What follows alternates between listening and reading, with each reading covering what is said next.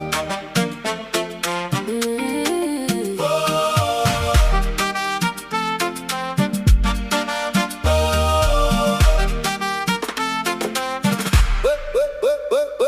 up, Ghana, your morning star, right? News, views, inspiration, and great conversations. From Accra to the world, we bring the fresh stories, fresh energy every morning, full of fire and glory. Rise and shine, come join the line. Your day begins when the voices align. GhanaTalks breakfast show. Your daily dose, here we go. GhanaTalks breakfast show. GhanaTalks breakfast show. Only on GhanaTalks radio. Turn it up and stay tuned for the talk that moves you and keeps your heart in tune. From the traffic to the trends, we got something for your day. Every voice, every vision, lighting up the way.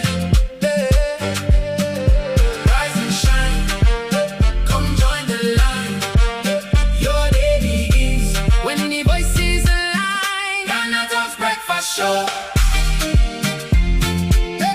GhanaTalks breakfast show. Your daily dose, here we go. GhanaTalks breakfast show. GhanaTalks breakfast show.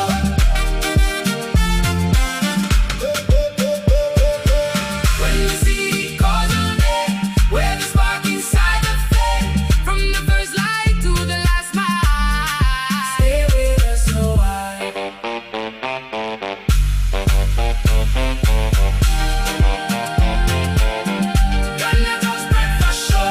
Is GhanaTalks breakfast show, your morning companion.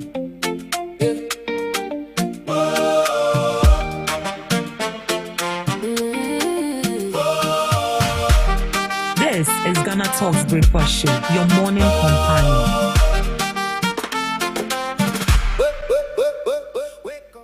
This is GhanaTalks breakfast show, your morning companion. Good morning to you. It's a beautiful brand new week, and you're welcome to the GhanaTalks breakfast show right here on GhanaTalks Radio. This is your favorite online radio station. You can carry along wherever you go. Remember that you're streaming live on Facebook at GhanaTalks Radio TV, on YouTube at GhanaTalks Radio, and also on X at GhanaTalks Radio. Do all to join us this morning on the breakfast show. Let's give you all the relevant stories making waves in the news. This is the first segment, and this is the news review. And right here, we bring you all the issues and stories and headlines on issues that matter to you every morning right here on the show. My name is Ruth Esenam Fiagbedu, and I'll be serving you breakfast this morning with Miss Regina Bless and Miss W. Adoso. Good morning to you, Miss Regina. Good morning. How are you doing? I'm good. To your side? I'm doing great. It's a beautiful Monday morning. It's a brand new week. And you know, we are in the last week of August. And from the way things are going, August is saying goodbye to us exactly this week. So soon and very soon, August is going to be over. And we'll be getting into September. And one question that you have to be asking yourself is, your New Year resolution, have you been able to resolve it? Have you been able to achieve anything at all? Procrastination, they say, is a thief of time. So make sure that you just do it. Just do it. Don't tell yourself that, oh, more time, oh, there's more months ahead, you will do it. I want to encourage you this morning before I bring you the news. So procrastination, they say, is a thief of time. So just do it. And I Miss Regina, again, I'm just do it.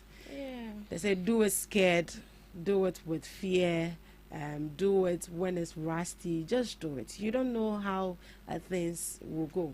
Things will just fall in place for you. Right, so let's get into the news items we have this morning. But before we get into that, we are all aware, or let me say we've seen in the news that the NPP chairmanship race has already begun and nomination has started. And the popular face for this chairmanship we know is Polafoko. We have Brady, Mr. Brady and the rest.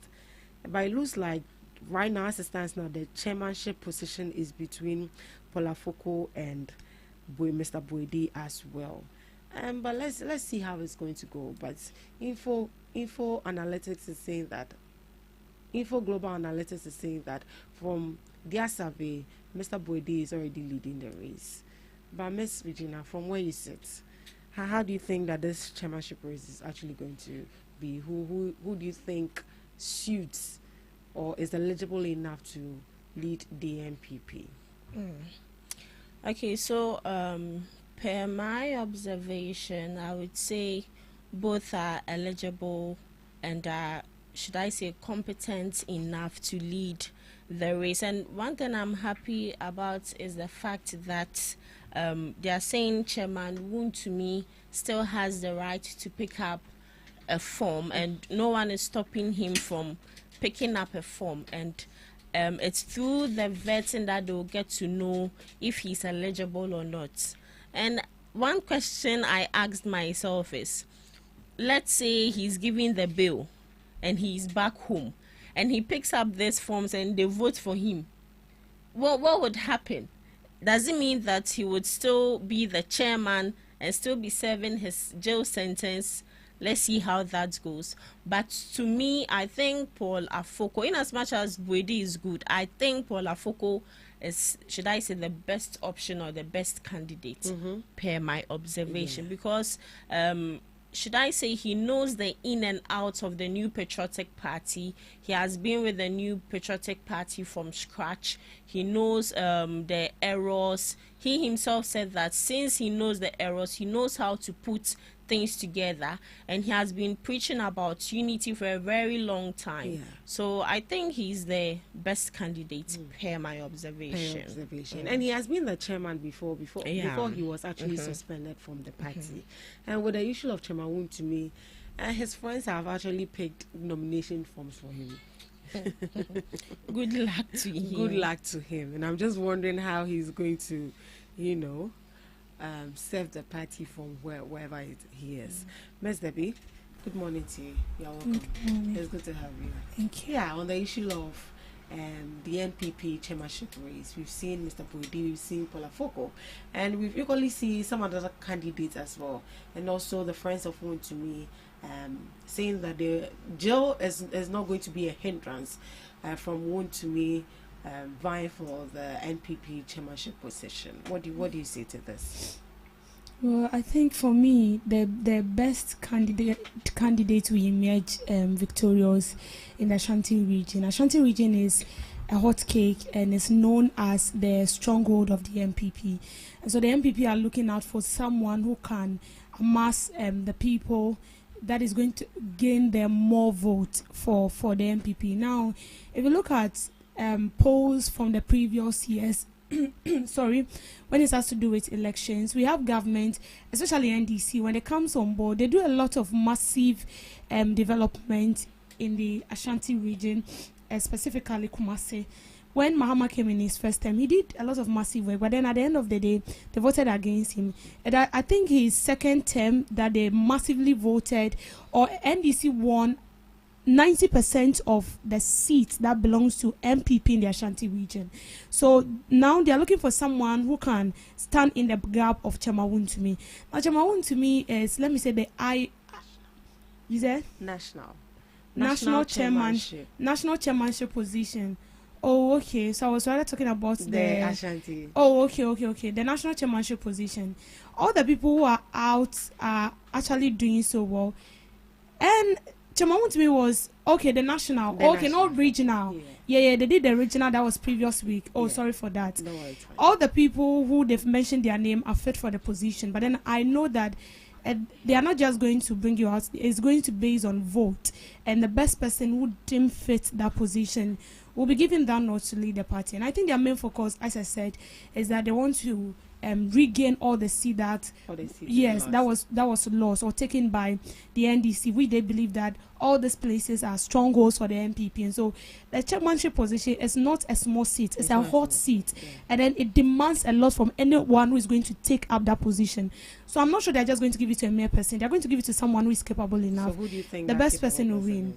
I can't really tell. We have the likes of and then Paul, all these people have significant characters.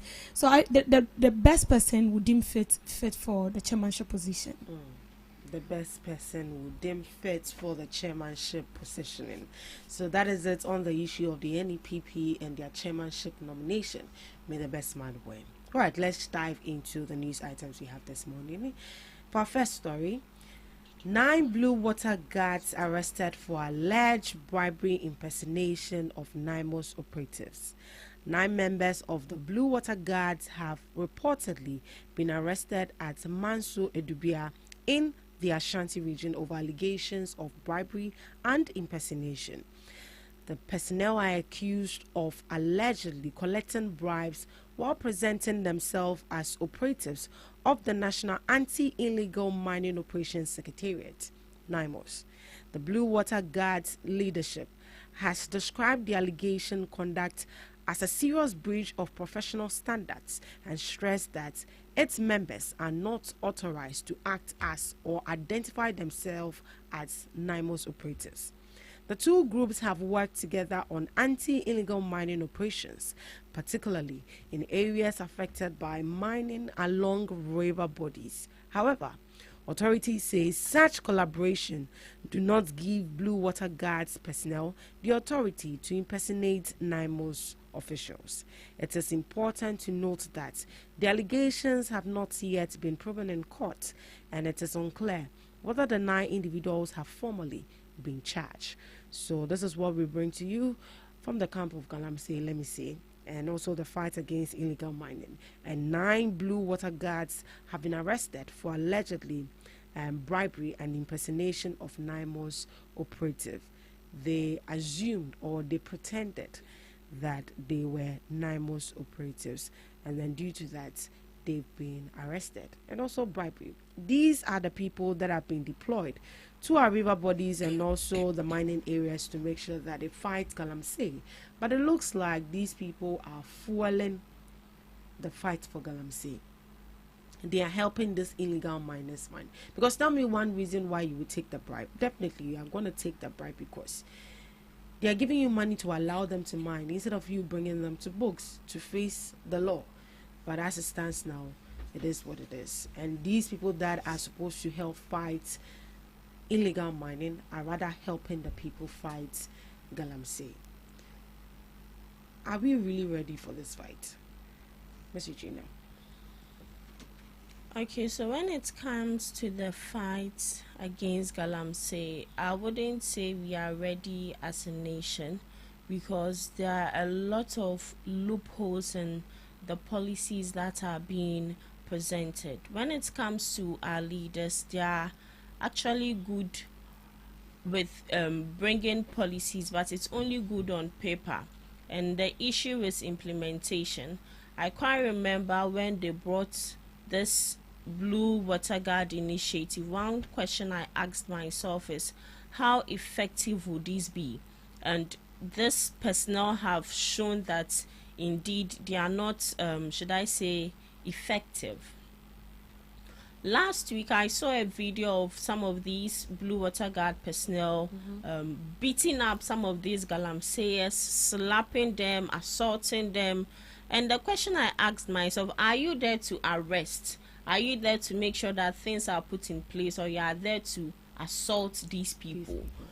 First off, you are not, should I say they are not law enforcers, but in a way they are law enforcers. But when it comes to let me use the word professionally, they are not law enforcers. For you to be a law enforcer, you have to go through a lot of training, but I think they went through some month of training and that is it. Now we can't say for a fact that they are guilty until a court has proven them guilty. But if indeed they were receiving bribes, which is a very serious crime, and also they were impersonating, which is also a very serious crime, that they themselves also need to be arrested. Not only arrested, but they need to go through the necessary procedure, and at the end of the day they need to serve their time. If they are supposed to go through to your friend is saying prison, if they are supposed to be sanctioned, if they are supposed to be fined any, they need to be brought to books. Because if the president of the whole nation entrusted you with this assignment, and at the end of the day you go there to do your own personal things, it's a disrespect. And to me, I think it's high treason, because it's the order directly came from the president, but you went to do whatever you wanted to do. So it boils down to the fact that we are not ready to serve, or we are not ready to make sure that the issue of Galamsey is deemed permanently, or better still reduced. Because if the people on ground are the same people encouraging the act, then it means we have a very long way to go. And I don't know how they would make sure that they find trustworthy and loyal people. Because I've seen a video, I think that was last year, where a police officer was on ground where illegal mining was going on, and he was just there unconcerned. So the question was, indeed, probably he has taken a bribe or something. So when it comes to illegal mining, I would personally say I've lost hope and trust in it. Yeah, I've lost hope and trust in it. Miss Debbie, is this going to undermine the fight against Galamsey? Yeah, it has already undermined the fight against illegal mining. It's quite unfortunate that we see and hear what we see, like, as the day goes by. Now, I feel like there is a mess-up somewhere. People do not really know the role of NIMOS and that of the Blue Water Guard. So I feel like even before these people were being deployed at the first place, or before such initiative was being birthed, they should have sensitized the people. Blue Water Guards, this is their role. This is what they're supposed to do. When you see them in their community, this is what they are meant for. If you see NIMOS here, this is what they are meant for. Now, when you look at the difference between the Blue Water Guards and then guards and then the NIMOS, the Blue Water Guards, they are supposed to monitor the rivers and ensure that these people do not get into our water bodies, but they don't have the right to arrest these people. They don't have the right to destroy the champagne and all those things that we see on site. But the NIMOS are given that mandate. NIMOS arrest these Galamseyers. NIMOS have the mandate to destroy the champagne, destroy all the equipment that these Galamseyers are using on site. So the people within that community do not even know the difference between the two people. So if I come to you and I tell you that I'm a Blue Water Guard personnel, but then I have the right to arrest you, then you have no say, because so long as it is the government that deploy you there, the ordinary citizen in that community feels like if the government has given you that go ahead, it means you have the permit to do whatever you want to do. And Regina cited an example where we saw a video, Galamseyers were being slapped by this Blue Water Guards. You don't have the right to do that, because that is not your role. That is supposed to be done by the NIMOS, not the Blue. It's like the Blue Water Guard is under the NIMOS. It's just like the way you have the baby police and the police themselves. Baby police, you can arrest people, but what an official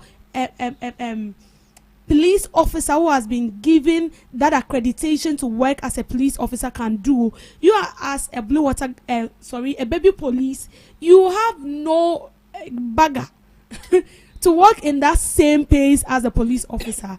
So I feel like this two, they need to come out and then sensitize the people. It is very, very necessary. But with the fight against Galamsey, let's just accept the fact that we've lost. We've lost the fight, because the people that have been deployed to go and fight Galamsey are extorting money from the people, are extorting money from the ordinary Ghanaian and helping these people mine as well. Because taking bribe there, obviously, you can't tell me that you are taking bribe on a different mission or a different case, but definitely it will be because you want this illegal miners to mine illegally. Right, so away from Galamsey, now on the issue of Gold Board and its controversies. Now it looks like it's getting very intense. Afenyo Markin threatens legal action over extortionist allegation. Minority leader Alexander Afenyo Markin says he intends to take legal action over Sammy Gyamfi's description of him as an extortionist. The dispute is part of the ongoing public controversy over the operations and finances of Gold Board. Sammy Gyamfi reportedly challenged Afenyo Markin to sue if he believed the description was defamatory, insisting that he was prepared to defend his claim in court. Afenyo Markin, however, says his criticism and scrutiny of Gold Board and the gold purchasing program are part of his constitutional responsibility as minority leader and parliament oversight role. He insists that he has not acted with any improper motive and believes the personal allegations are an attempt to shift attention away from the substantive questions being raised about Gold Board and the use of public funds. He says the allegations will not stop the minority from continuing to demand accountability while he pursues what he describes as the appropriate legal remedies. So this is from Afenyo Markin, and he has threatened to take legal action over extortionist allegation, over certain words and defamatory comments. Sami Jemfi, the CEO, the Chief Executive Officer of Ghana Gold Board. And from what he's saying, or from the statement I just read, he's saying that this whole diversion of the substantive questions they are asking Sami Jemfi is not going to allow the minority stop asking for accountability, and also is the duty of the minority leader, not the minority leader, but the minority, to make sure that people are held accountable or institutions are held accountable if they see that certain things are not going well. Miss Debbie. Now it looks like attention is gradually drifting away from the substantive issue, which has to do with the losses of which the minority claim that Gold Board made. But the fact available says that the Bank of Ghana actually made those losses. From where you sit, what do you say to this? It's quite interesting, and then I like the fact that day in, day out, we see something new popping out. And I like the confidence of Sami Jemfi.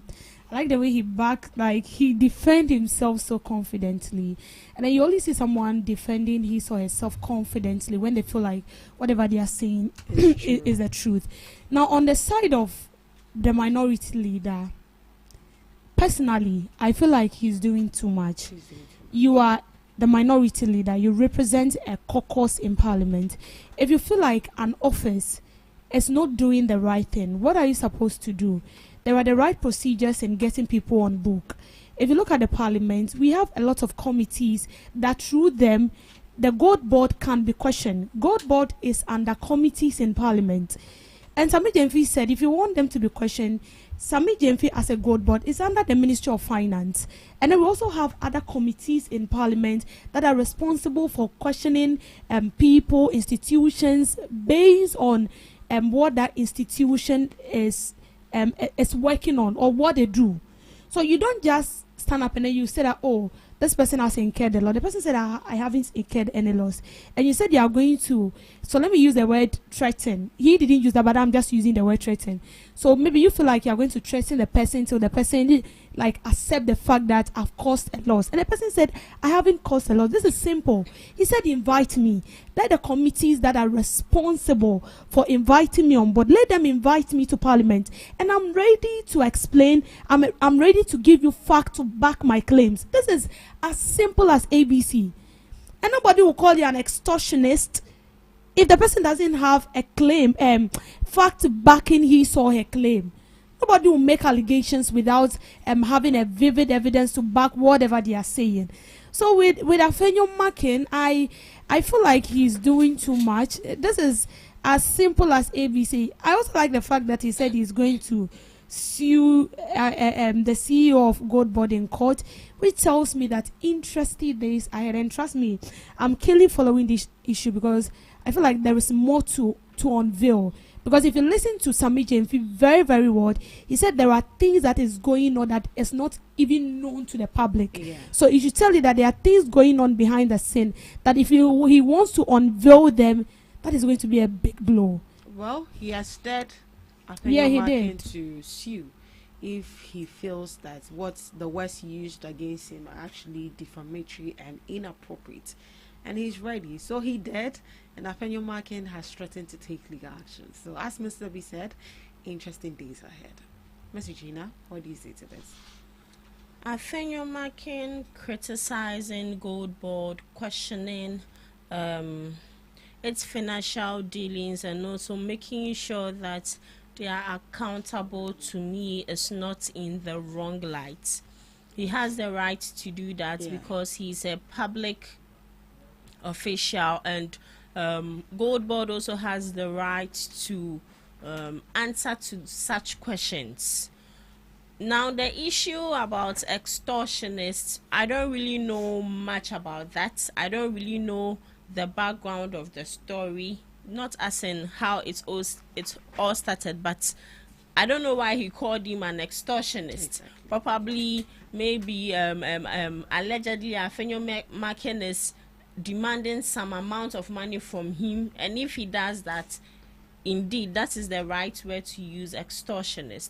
But for Sammy Gyamfi to go as far as using the word extortionist shows that there are certain things we are not seeing.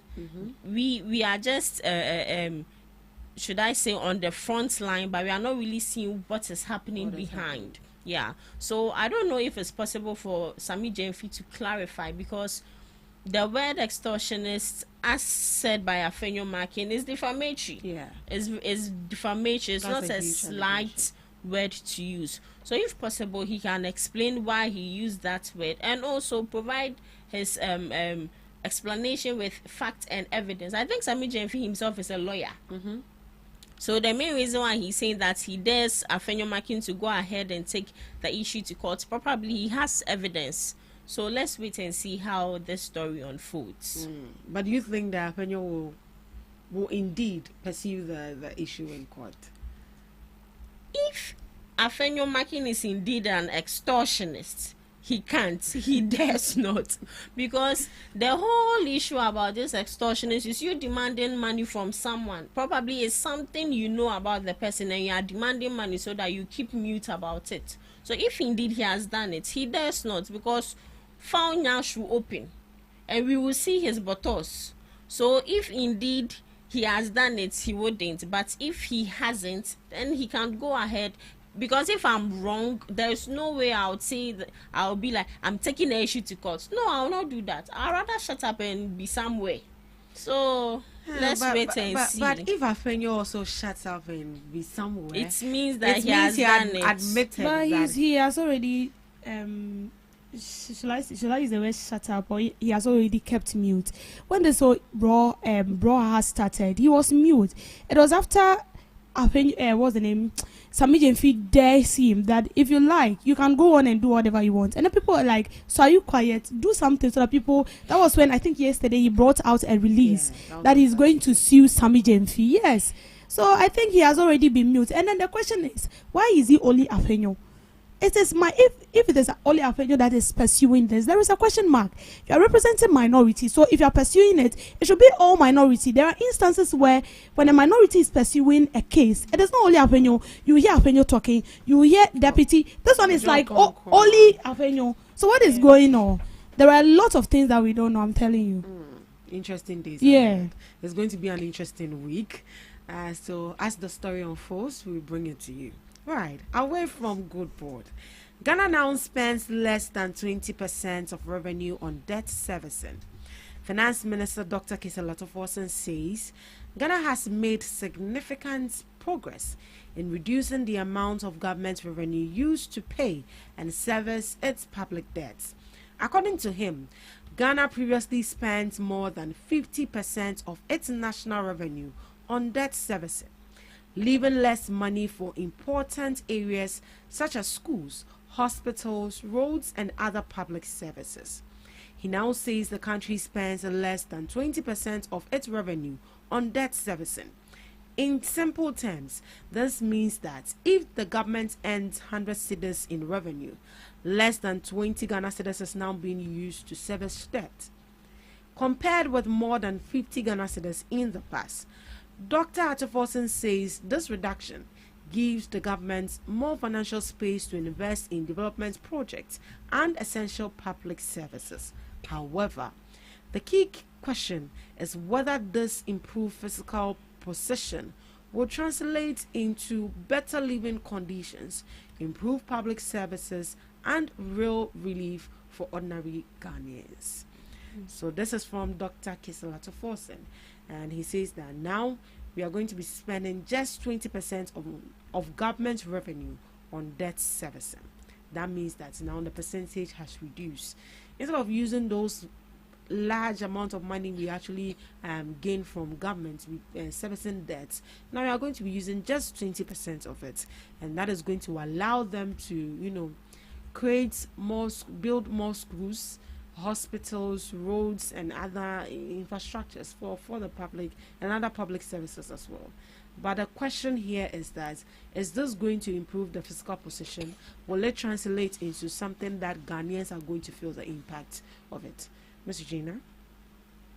Okay. I wouldn't say if this is something which we would be feeling the impact, because I can't really speak from the economical aspect of this. But if I want to speak rationally and based on the reading, I would think in a way it would help us, because if the revenue being taken as 100 cedis, and at the end of the day you are spending more than 100 cedis to should I say pay off your debt, what is the essence in it? Now that they are introducing this new policy, so they are taking 100 cedis, they'll use about 20% of from that 100 cedis to pay off the debt, and the remaining will go into the coffers of the state. The coffers of the state. And when it goes into the coffers of the state, it is not just lying there, it is not just sleeping there, it will be utilized, where we have our hospitals being either renovated, being built, our schools being built, infrastructures that are needed, our roads and etc. I think it's a good thing, because at the end of the day, if truly this is what they want to bring on board, Ghanaians will be relieved when it comes to some of these petty things. But here lies the case: if you get the money, what they need now call Chiaka, what happens to Ghanaians? The only benefits Ghanaians are deriving from the government is infrastructure and other things in the community or in the society or in the as Ghana as a nation that would make us comfortable. That is the only thing we are deriving. They are not paying us at the end of every month. That we would say, so, oh, at the end of every month, if they pay us, we will use our money to do this. But the money is with them. So if this is what they are saying, fine. We understand the fact that this is what they want to do. But they should make sure that in as much as they are bringing this, in as much as I would say in a way we trust the finance minister, they should make sure that they don't cheat us. They shouldn't cheat us. They shouldn't eat our money, because now we are very let me put it that way. So if we are very alert, yes, right. I say don't eat our money, don't cheat us. Make sure that the 20% that you are going to use to pay the debt, the rest of the 80%, we should see the impact of it. Thank you so much, Ms. Regina. What do you say, Ms. Debbie? It's good news, but how well is it going to reflect in the pocket of the ordinary Ghanaian? I think in the previous years, we've had instances where most of the revenues generated from our natural resources and other stuffs are being used to settle our debts, and at the end of it, we get peanut from whatever we've worked so hard into, and so it makes development so difficult in Ghana.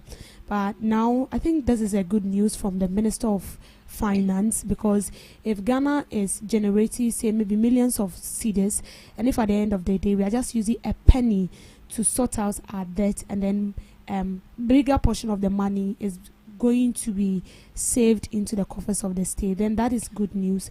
But then, as I asked, how well is this going to reflect in the pockets of the ordinary Ghanaian? If resettling the debt has reduced, it means that Ghanaians should feel the impact of the positivity outlook of the economy, because you cannot paint a good picture of how the economy is looking out there, and then the people within it, the people living it, are not feeling it. It makes it very difficult for you to believe the fact that in fact things are really going on well, and then the Minister of Finance is also up to tax. So I feel like this is a good news, but the question still stands. How is it going to reflect? How are the ordinary Ghanaian going to feel the impact that, well, yes, we are gaining, and it's worth it? Yes, that is a big question here. It's worth it. That is the big question. We are still paying debt. Ghana is still paying debt. As long as we are Ghanaians, we will still pay debt. We are just hoping that a time will come where Ghana is not going to borrow anymore.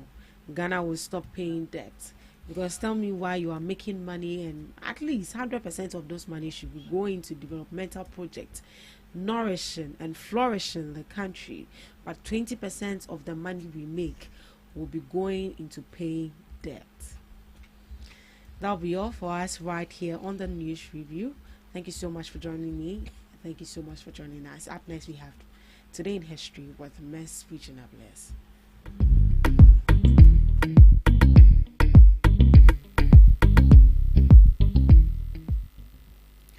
Bringing you today in history and some few global observances live on GhanaTalks breakfast show. On this day, 1958, the death of South African Prime Minister Jonas Gerhardus. He died at age 65 from heart disease after a long illness on this day in Cape Town, known as the Lion of the North. He served as Prime Minister from 1954 and heavily expanded apartheid policies. Moving on, 1987, killing of anti-apartheid student activist Caiphus Nyoka by police in South Africa. He was shot dead on this day 1987 at his home in Daviton. Decades later, former police members Johan pleaded guilty and received a 15-year sentence, while former sergeants Abraham and Pieter Stander were convicted of premeditated murder. 1821, Spain accepts Mexican independence. Spanish Viceroy Juan de O'Donoghue signed the Treaty of Cordoba, agreeing to terms that recognize Mexico as an independent constitutional monarchy and ending 11 years of war. 1999, Independence Day in Ukraine, when the country's parliament adopted the Act of Declaration of Independence. This choice was overwhelmingly confirmed by voters in a national referendum on December 1, 1991, leading to the formal end of the Soviet Union.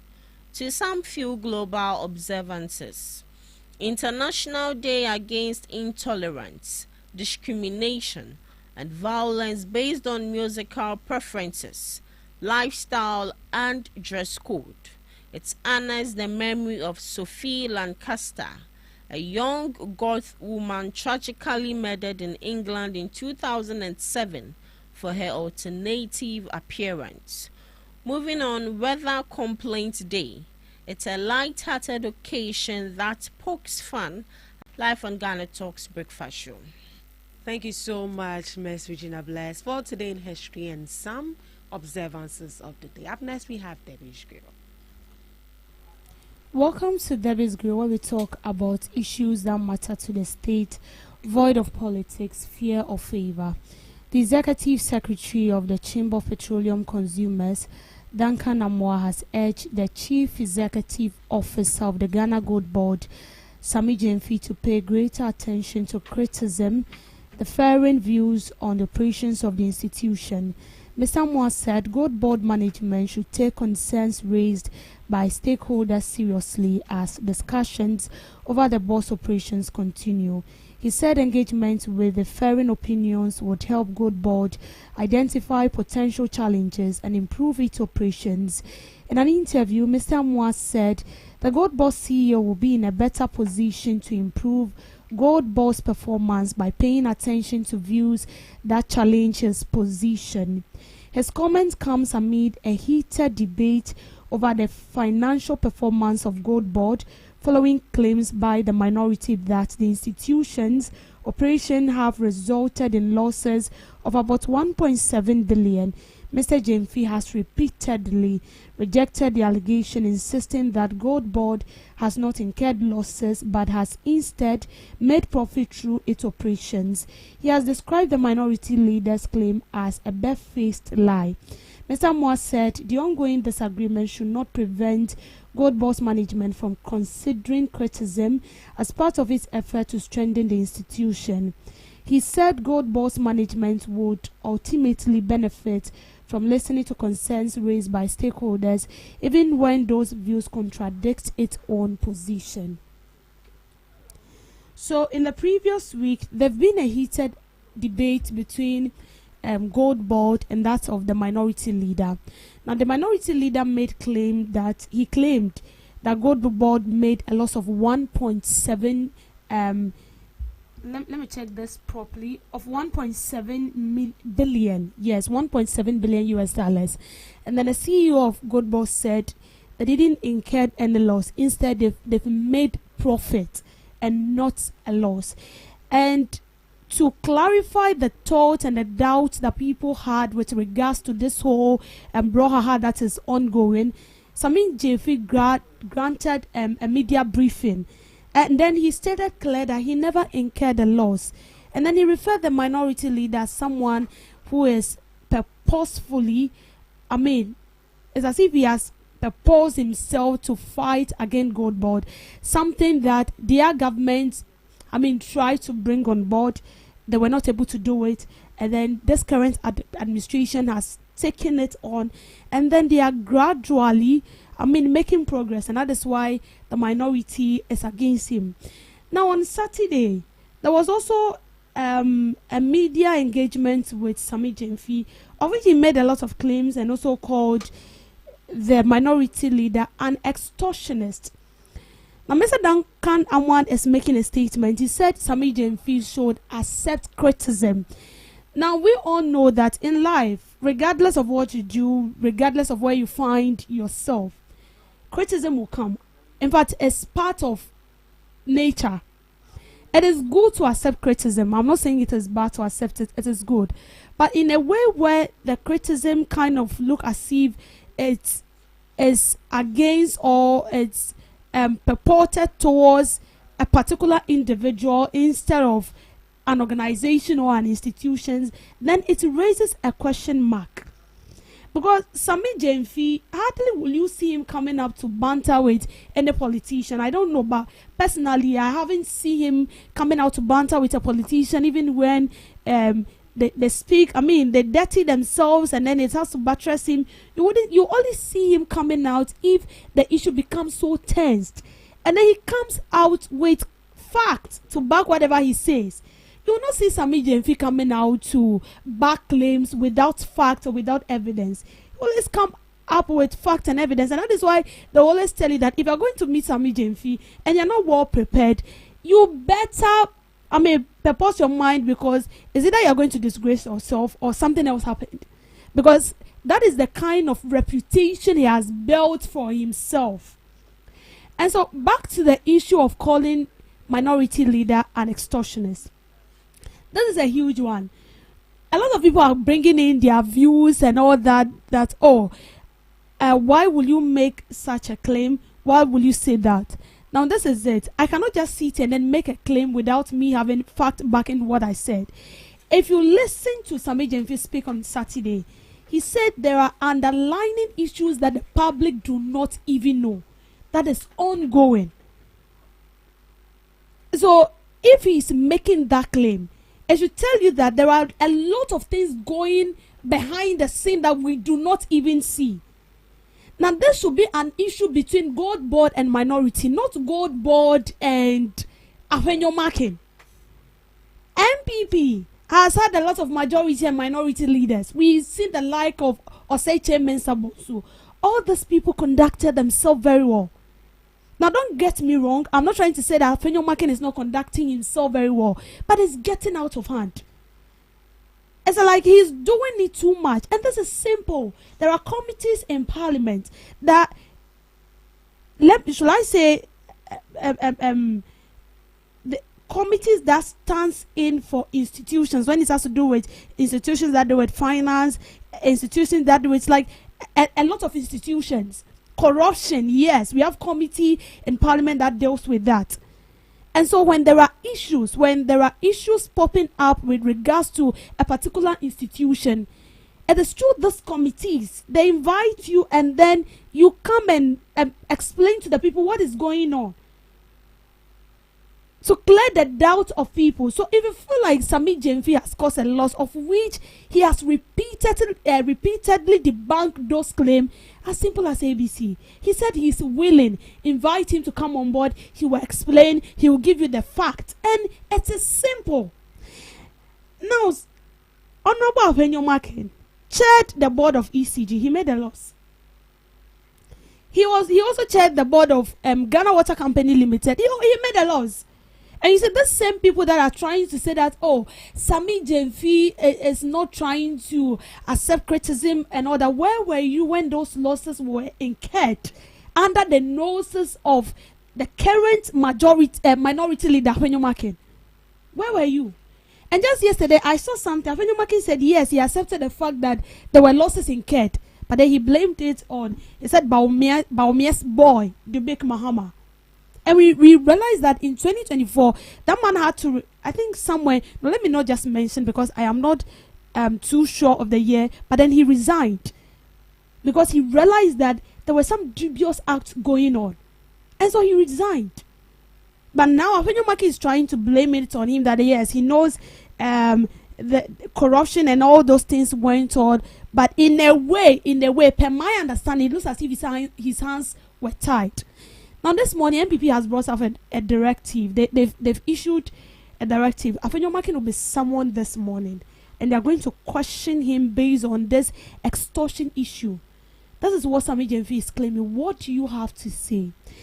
And just this morning, I've also seen something where minority leader is saying that the fact that he doesn't, you don't always see him coming out to banter with what Sammy Jemfi is saying is because he's being intimidated. Listen, no one is intimidating you.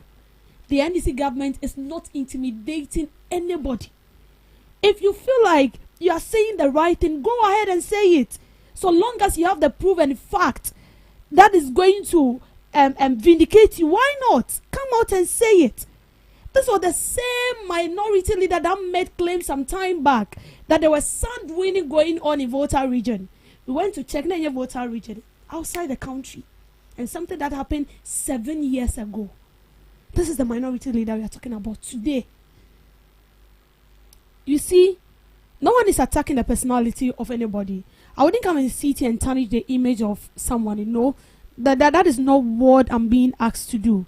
But the thing is, let's call a spade and not a big spoon. I'm not saying don't criticize anybody. You have the right to criticize whoever you want to criticize. In fact, even the president, we criticize him sometimes because we feel like, just like they can't have a proverb that they say, and that when you are going forward, you don't even know whether you are making mistake. It is those behind you that sees what is going on. So they are the one that can correct you. So it's normal to criticize people. But on what basis are you criticizing these people? That is the question. On what basis are you criticizing them? You say God board have made a loss. And you are, it's like you are saying that based on what IMF have revealed. And the person said, Manya loss beer. You are still insisting. And it's not as if you don't know the right thing to do. And you see, for somebody to tell you that you are an extortionist, that is a big word. And I like the fact that the MPP, the leaders in the party has summoned him. Whatever they are going to discuss, trust me, as for that one day, we will let you know. But then I like the fact that the MPP, the members, the leaders in the party has taken an action because they would like to know. You see, one thing we should also understand is that regardless of whoever you are, whether you are a minority, you are a majority, you hold a position, you represent a party. You represent a party. Now, this reminds me. Yesterday, I came across a video with Kevin Taylor. I don't know how true that is, but he made a statement, and this is what he said. He said, and I quote, that Afenyo Makin went to see Sami Jemfi. So he was trying to explain how this whole extortionist issue came about. And I quote, he said, Honorable Afenyo Makin went to Sami Jemfi and they told Sami Jemfi that the IMF report stated that you've incurred a loss, so give me something. I'm requesting 1 billion, give it to me. When you give it to me, when I go to Parliament, I'm going to talk to my people and we will suppress the issue. And Sami Jemfi said, Menye. Then he went to Bank of Ghana and he said, listen, this issue is between you and the God board. If the God board are refusing to buy into my idea, follow it, give me money. And according to Kevin Taylor, Bank of Ghana didn't give Afenyo Makin the money, but an MPP executive in Bank of Ghana gave him that money. And so when you look at, so according to him, when you look at this whole issue pertaining God board and all blah, blah, blah, Afenyo Makin keeps mentioning Sami Jemfi God board without involving Bank of Ghana. And that is because he has been giving money. And according to Kevin Taylor, OJC Kanu so no, MPP members now, omuya minority, they were not giving anything. And that is why it looks as if it's only Afenyo Makin that is talking about the issue, and you don't even get to see the likes of other minority members talking about the issue. I don't know how true this is, but I'm definitely sure that whatever the truth is, we will get to know it. But this is it. Regardless of whoever you are, the position you hold, you represent a party. And you see, now when you go online, everybody Afenyo Makin. You see, sometimes, well, I don't know, but I feel like sometimes you should feel for yourself, okay? Because if you want to fix your life in the shoes of people, you can actually understand what they are going through. And sincerely speaking, I cannot just stand up and then accuse someone, like boldly and confidently attack someone when I have no evidence. Sorry. So if Sami Jemfi is bold enough, Sami Jemfi is showing that kind of confidence that, listen, if you feel like I've done something against you, go ahead and sue me. Do it. Do it. And these two people are lawyers. Afenyo Makin is a lawyer himself. Sami Jemfi is also a lawyer. So go ahead. I mean, there are you have every means, the right procedures. Follow it, and come for me, and I'm ready. This is big. This is huge. This is very, very, very huge. Minority leader, from where I speak, I sit. Sincerely speaking, I respect your office, but I feel like sometimes we need to minimize. We need to minimize what we say and what we do. Now, whether this is true, whether he's really an extortionist or not, we will get to know. And trust me, as I said earlier on, we are going to feed you on this. Thank you so much for making time with me on Debbie's Grill. Thank you so much, Miss Debbie, for that girl. Interesting days ahead, interesting week. It's going to be a long week with a whole of good boards, Afenyo Makin taking legal actions. But we will dive deeper into this particular topic in the second segment, so do want to join us. Thank you so much for joining us right here on the first segment of the GhanaTalks Breakfast Show. We're going for the news. We'll be back. Please stick and stay with us.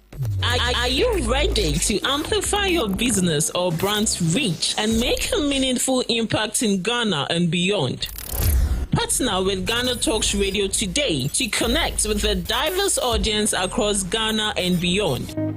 Elevate your brand through on-air promotions and social media. Boost your brand during prime time. With GhanaTalks Radio, you can extend your reach across digital platforms. GhanaTalks Radio is not just a station, it is a community hub where your brand becomes part of the conversation. Join us in fostering connections, celebrating culture, and making a lasting impression. For customized sponsorship packages and enquiries, email contact@GhanaTalksRadio.com ghanatalksradio.co or call +233 202 544614. Ghana Talks Radio, giving the youth a voice.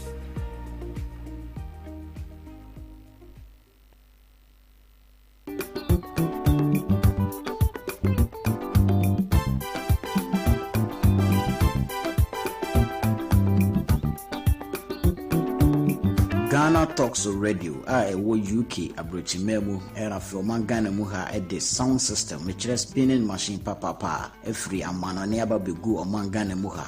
It is a year, we engagement, we wedding, we birthday party. Political parties are more rally, some way more crusade. So we'll book carnival or any kind of event. Now we'll pay spinning machine papa a boa sound in the moon at the dia any may come for GTR sounds at the MAO. Your live band in so our tones at the frame ye beat me ababeboa. Ama ujume dia woody and so at me I come up. Yawa enkan pupuni mantemo anya aponchi hotel a hope pepe ena yebutu odi anse wo be frɛ mpanifo ɛwɔ 0546960510 GTR sounds emu ode angaza.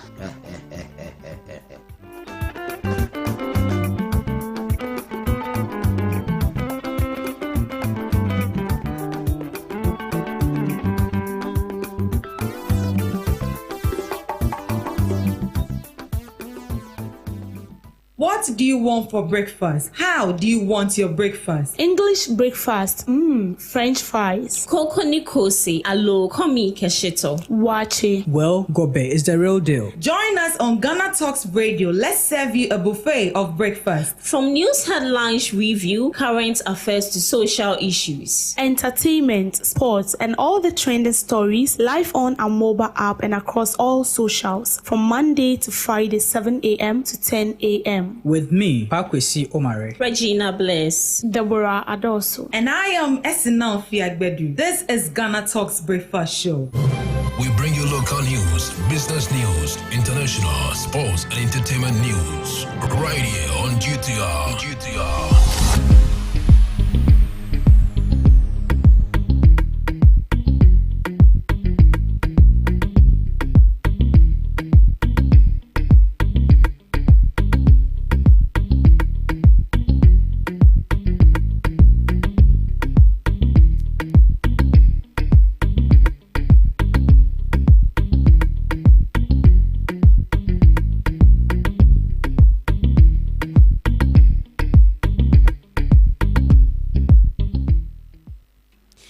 Hello, good morning and welcome to the morning news update on Ghana Talks Radio. Coming up this morning, Galamsey crippling Ghana water sector's treatment cost was tenfold. Chief of Staff calls for national culture of cleanliness at Clean Conference 2026. Also in the news, Environmental Protection Authority announces total ban on styrofoam takeaway packs effective January 2027. Energy Minister assures the comeback of Akosombo control station after nationwide blackout. We have details on these stories and more coming up right after this.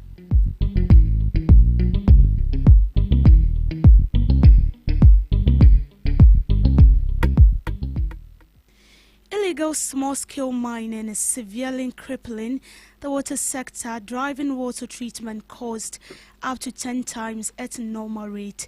The Ghana Water Company Limited has repeatedly cautioned that heavy pollution of major water sources is forcing the company to incur unprecedented operational expenses. According to the company, the high turbidity level caused by silt from mining sites have made water treatment extremely difficult. The situation threatens severe nationwide tariff hikes and acute water shortages if not urgently addressed.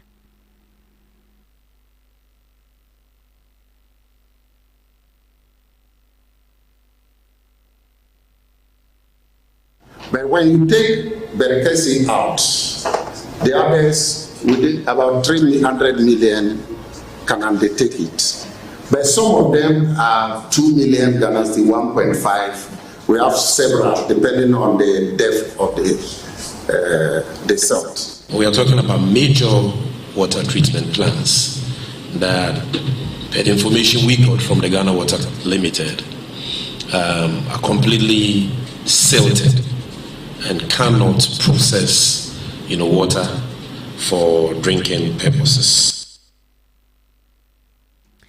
Addressing the Clean Conference 2026, the Chief of Staff, Dr. Julius Debras, called for national culture of everyday cleanliness. He urged institutions, businesses and individuals to take collective responsibility for building a healthy and more sustainable country. Achieving lasting cleanliness, he noted, requires a mindset change where every Ghanaian chooses discipline over dirt in their daily activities. Every morning before Ghana goes to work, our streets tell a story about us. The drain beside the market, the plastic bottle left on the pavement, the condition of public toilets, the color of a river after heavy rain. These may look like small things. Together, however, they reveal how seriously we take public health and the future we are building for our children. A clean country is therefore not a cosmetic ambition. It is a test of citizenship.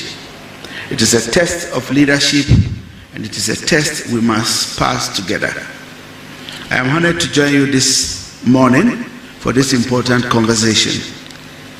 I commend Ignite Media Group for bringing us together and for placing sanitation and environmental sustainability where it belongs, at the center of our national agenda. These issues deserve attention before the rains come again, the drains overflow, or diseases breaks out. When sanitation system works, societies prosper. People are healthier, hospitals carry lighter burden, children miss fewer days of school, and workers are more productive. The World Bank estimates that countries lose between 2 and 4% of their GDP each year because of inadequate sanitation.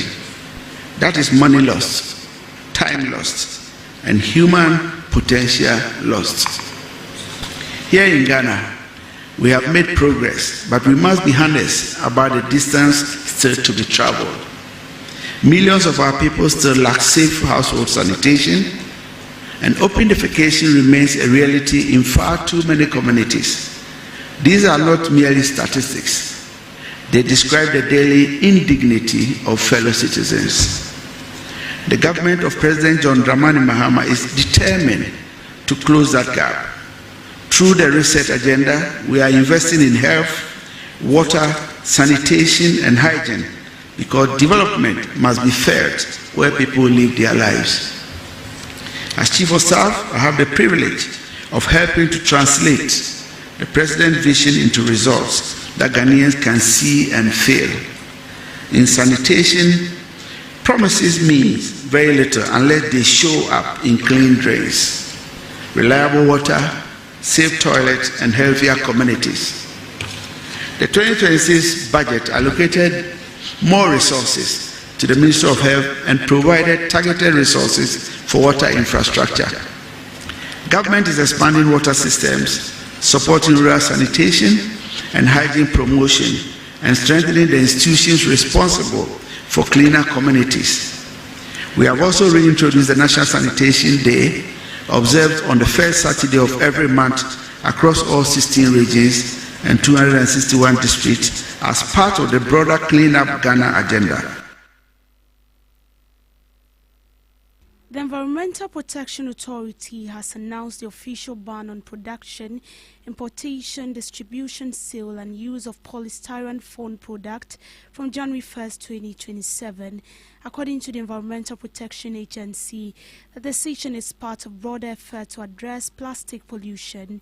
The ban will cover all forms of polystyrene food containers and packaging materials utilized by restaurants across Ghana. We are currently drafting the regulation to back the policy directive. And some of the sanctions, yes, might be seizure, and then also you may pay for the cost of disposal as well. For manufacturers and importers who may want to illegally produce some of these items, we are still looking at the sanctions, whether to include some prison terms. Our position is that the 1st January still stands. They have enough time to make alternative arrangements. And then I must also say that most of them don't only produce styrofoam products. They have the other plastic streams as well. So it will not really impact their businesses as it's being portrayed. Reacting to the ban, consumers spoke to GhanaTalks Radio. You can modify the leaves a bit for it to be used. It's burnable, you can burn it. It doesn't actually have any effect on the soil. Some countries have started using the paper bags. We can go into that too, so that it will sustain those who are actually into this polythene bag, selling of the polythene bag. They also go into this paper bag and then be using it. We can burn it when we finish using it. I am for the ban, yeah. Because social society, if you know, it's too much. We say a point before so you best stop aside and so The Minister of Energy, John Chinapor, has assured Ghanaians of a strong back of their Akosombo control station by next month. Speaking on recent nationwide blackout, the minister explained that challenges with the control station contributed to the instability in power system. According to him, once the control system is restored, it will significantly improve power transmission. We have a peculiar situation we are dealing with. You recall the fire incident at Akosombo. When I visited them, we had two options. Some of the engineers thought that we should wait and restore the control center before we supply power. Some also said we could do a temporary arrangement with some relays and feed the power directly from Akosombo all the way to Tema, so that they will use the Tema control room to support the system. I thought that shutting down Akosombo for 6 months was untenable, so we opted for the temporary arrangement. That arrangement is not very robust, but given the circumstance that we find ourselves, we thought that even with the fragility, that was the best option. So the two major incidents we've had, all of them traces back to the temporary arrangement, supported it. But fortunately, we've already done 4. We are left with 2. And my briefing is that next month, the other 2 will be completed. When that is completed, then we would revert to the original arrangement and use that system. Second one is the investment. It is true. The energy sector needs investment, no doubt about that. And the investment must also go into the critical areas, not just investment. One problem we had was when we went into the IMF program, almost all the energy sector SOEs, including GRIDCO and VRA, were put under the cap. So VRA couldn't raise financing, GRIDCO couldn't raise financing. Fortunately, because we are out, the minister has now indicated that he would support it. And so I hope that we're able to get that support so we can invest in the grid. The grid is not the strongest. We still have some challenges with the grid, and we must invest, particularly the line between Kumasi and Accra. It's so critical. We need to do that line so that we can have redundancy. If we have a problem, we can use another line. This month, we should have the Akosombo control station back in service so that we can now evacuate power direct from Akosombo. Financial analyst Boache Yadom says the continuous injection of foreign currencies devalue Ghana's economy. While the intervention is intended to stabilize the cedi, it creates artificial distortions. He urged government and the Bank of Ghana to focus on long-term policies that boost domestic production, enhance exports, and strengthen the Ghana cedis. Yeah. It is good that you brought the issue of the dollar injection, and that has been one of our biggest challenges. From last year, and in the first quarter of last year, around March, up to, I think, in less than 15 months, we have injected over $18 billion. just to pop up the city to make the city stand. Now, what we say is that a sustainable way if we want the economy to develop? Oh, and probably we can create either a footballer or near one and partner some point in the short term, but in the long run, the consequences of whatever you are doing will be telling on the Ghanaian economy. And see, the idea of selling and injecting dollars into the system has been one of the reasons why our industries are not doing well.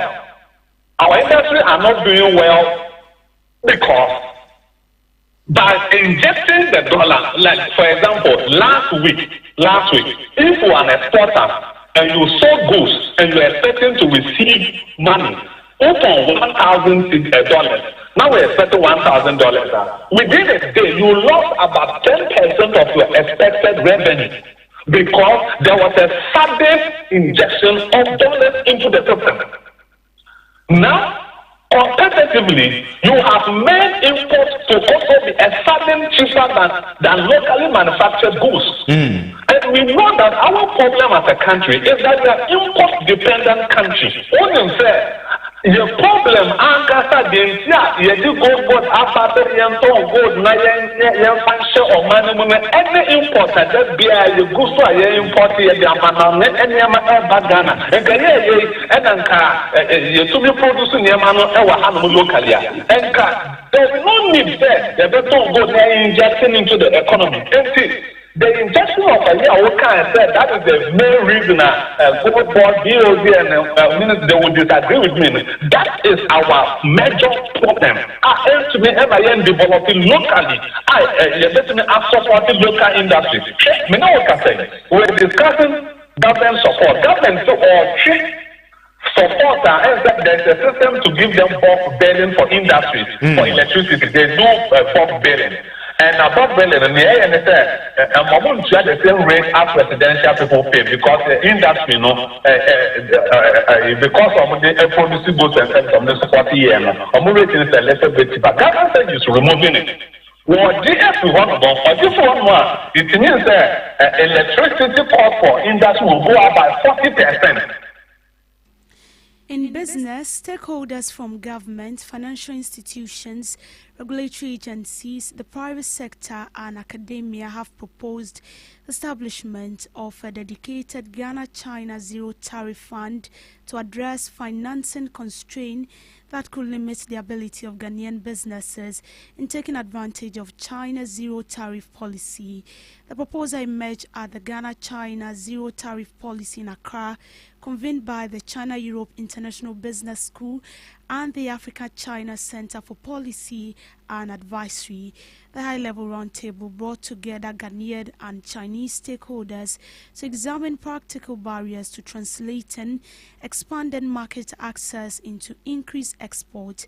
During the roundtable interactive zero tariff policy, participants identified access to finance as a critical constraint, particularly for small-medium enterprises seeking to increase production, aggregate supply, invest in processing, and respond to potential orders from the Chinese market.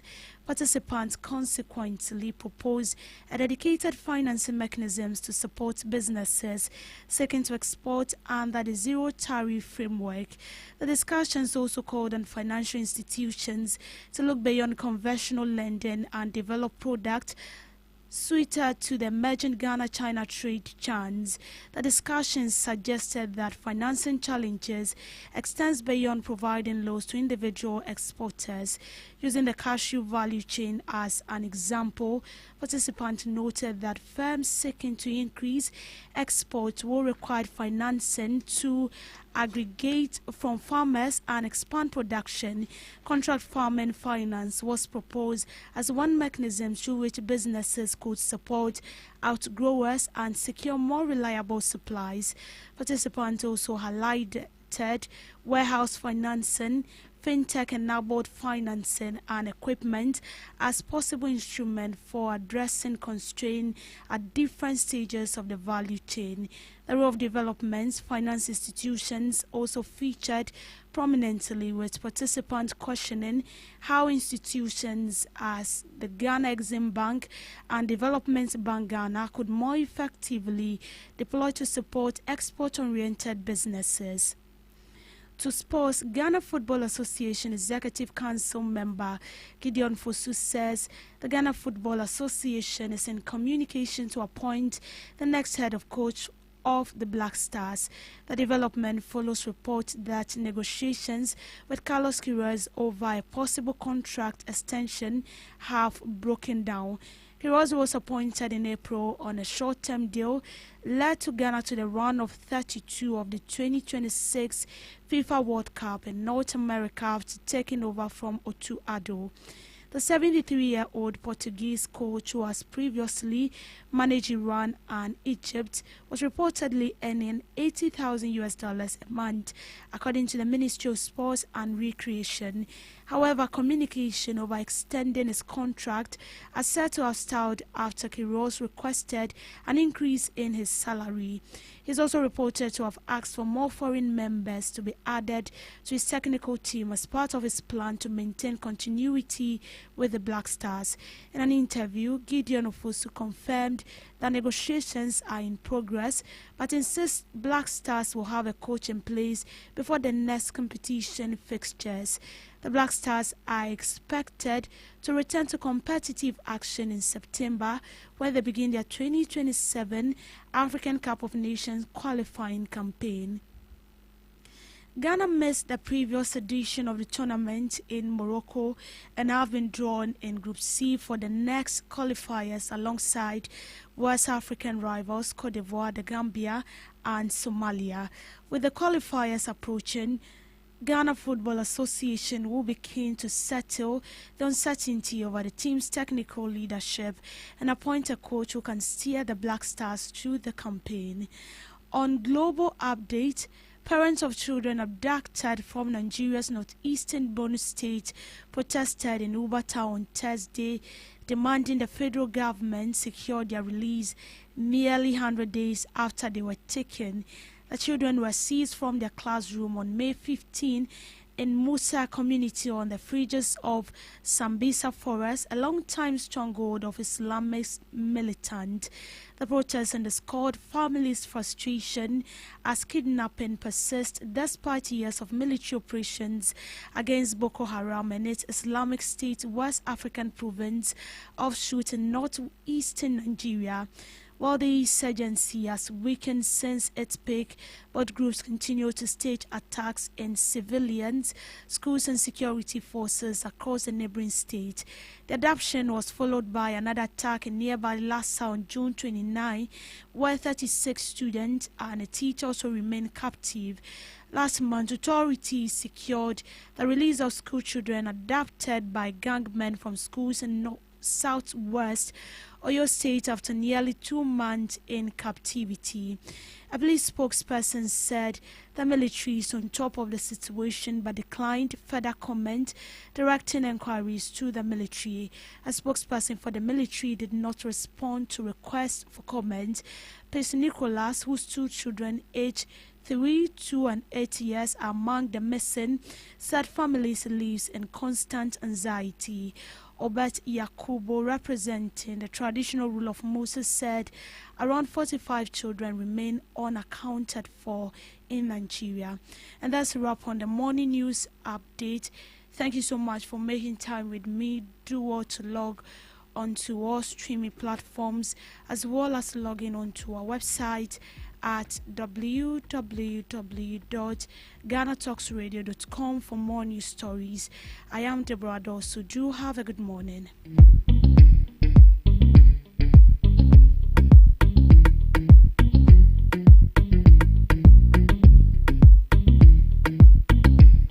Are you ready to amplify your business or brand's reach and make a meaningful impact in Ghana and beyond? Partner with GhanaTalks Radio today to connect with a diverse audience across Ghana and beyond. Elevate your brand through on-air promotions and social media. Boost your brand during prime time. With GhanaTalks Radio, you can extend your reach across digital platforms. GhanaTalks Radio is not just a station, it is a community hub where your brand becomes part of the conversation. Join us in fostering connections, celebrating culture, and making a lasting impression. For customized sponsorship packages and enquiries, email contact@GhanaTalksRadio.com or call +233 202 544614. GhanaTalks Radio, giving the youth a voice.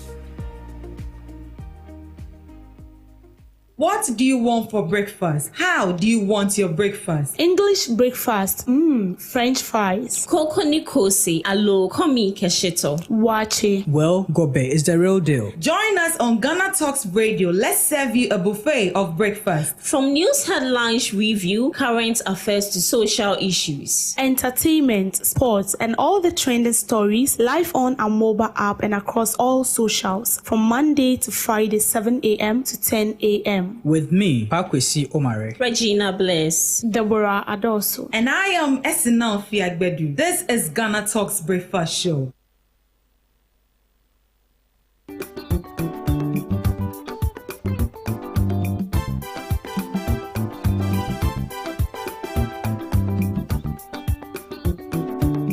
Ghana Talks Radio, UK Abrochimemu, era from Ghana Muha at the sound system, which is spinning machine papa, a free amana never be good among Ghana Muha.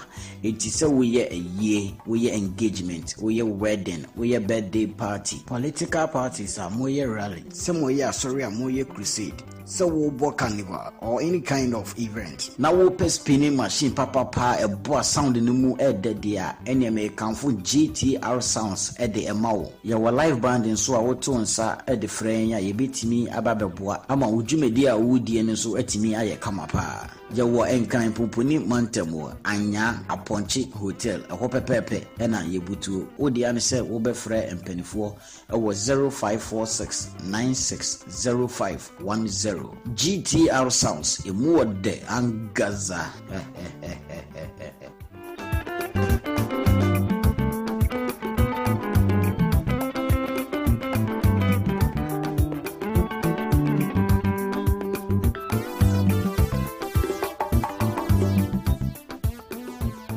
This is Ghana Talks Breakfast Show, your morning companion.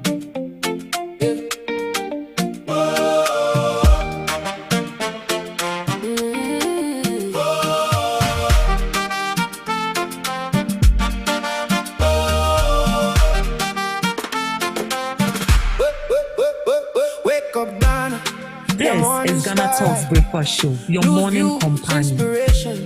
And great conversation. This is Ghana Talks Breakfast Show, your morning companion. Fresh stories, fresh energy every morning, full of fire and glory. This is Ghana Talks Breakfast Show, your morning companion. Your day begins when the voices align. Ghana Talks Breakfast Show. Ghana Talks Breakfast Show. Your daily dose. Here we go. Ghana Talks Breakfast Show. Ghana Talks Breakfast Show. Only on Ghana Talks Radio.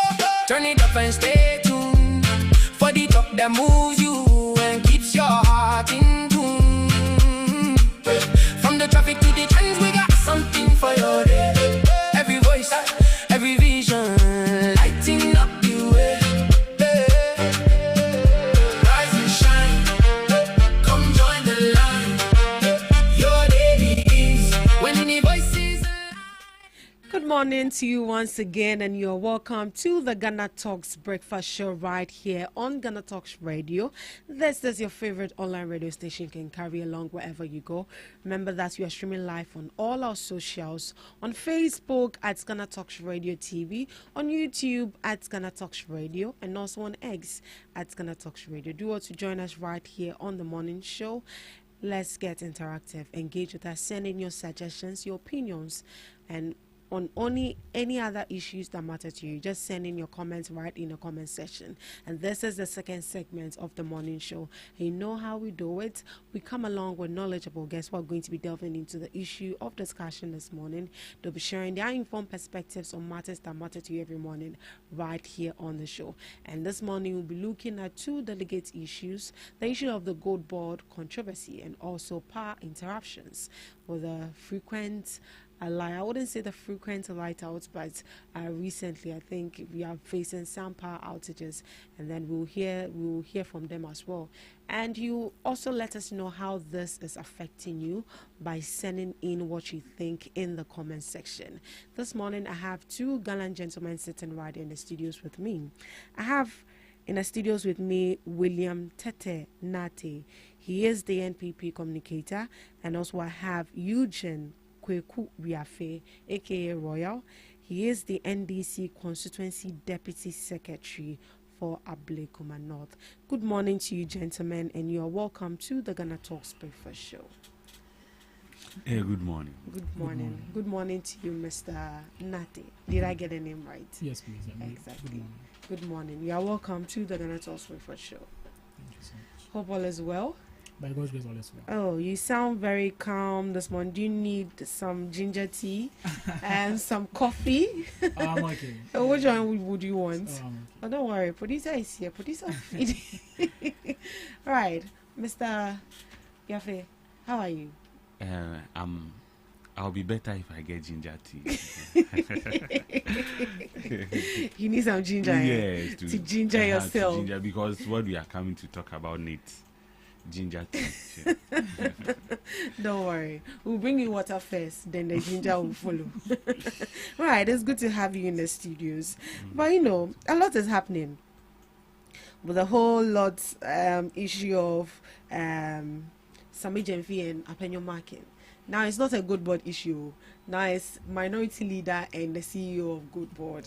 Now that is their issue. Those are the issues we're looking at this morning. But before we get into that, from the camp of the NPP, and the chairmanship race has already started, right? And Alenta Foko is here to file for his nomination, God willing, tomorrow on Tuesday. How is it going so far? Oh, thank you so much for the opportunity. First of all, very good morning to all the listeners, and also good morning to other NPP members out there. And also, I'd like to use the opportunity to congratulate the current constituency executives and the regional executives as well. You know, we are all awaiting on the 3rd of October for the national executive election. And also, you did mention of the chairmanship race. Yeah. Probably things are in order. Tomorrow he'll be going to pick his form, and we pray things goes on well. Yeah. Good plans are underway. Actually, they are all preparing themselves accordingly. Yeah, we have the likes of John Buedu, and Afoko, and one other. Chamahun to me is also Chamahun to me as well. His friends have picked up forms for him. Also Bache Jako is also there. But who are you rooting for? Before I come to the issue of Chamahun, I'm wondering how he's going to be. You can't say. You know, who are you rooting for? Honestly, I can't publicly disclose who you're actually rooting for, because they all have. Why are you close to all of them?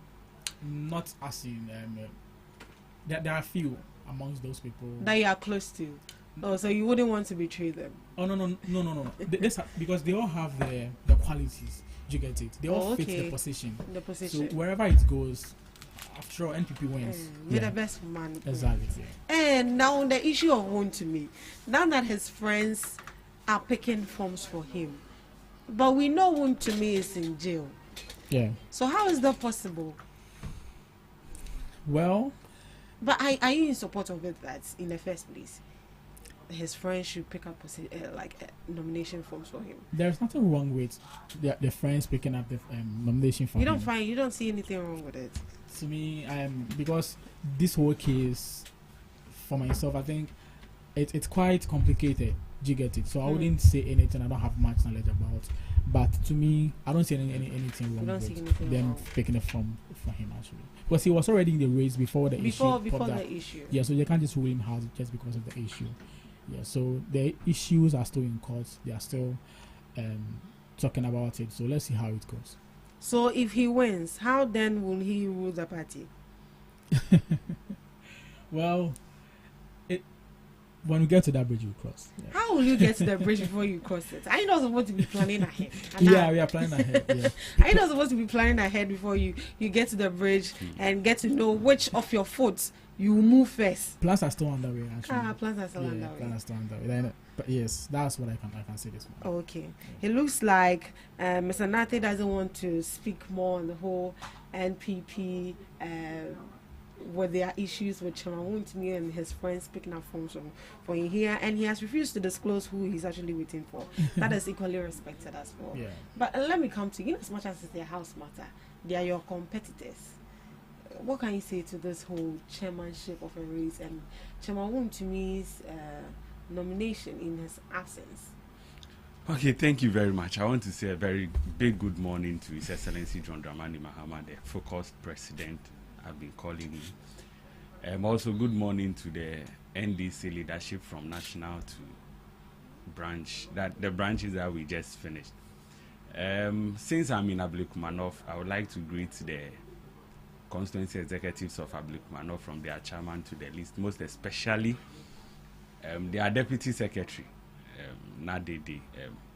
She's going again, and I know that people will vote for her come 24th of October.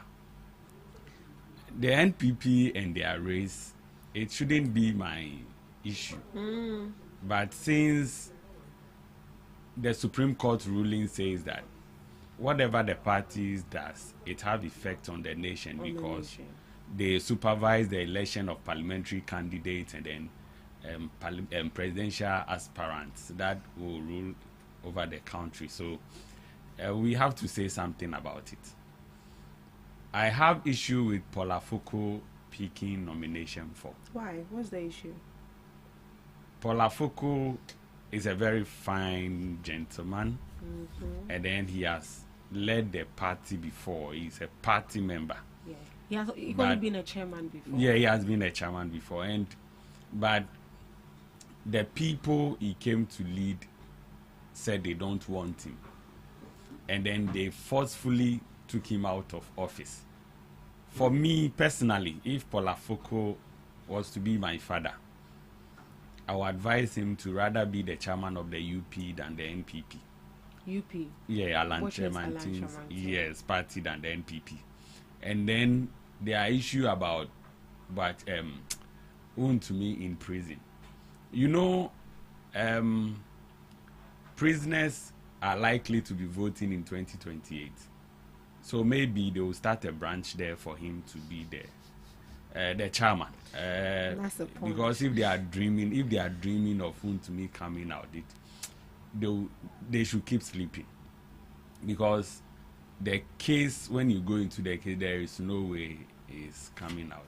Right, but their issue, they still have a case at the Court of Appeal to appeal for his sentence to be reduced or probably be freed.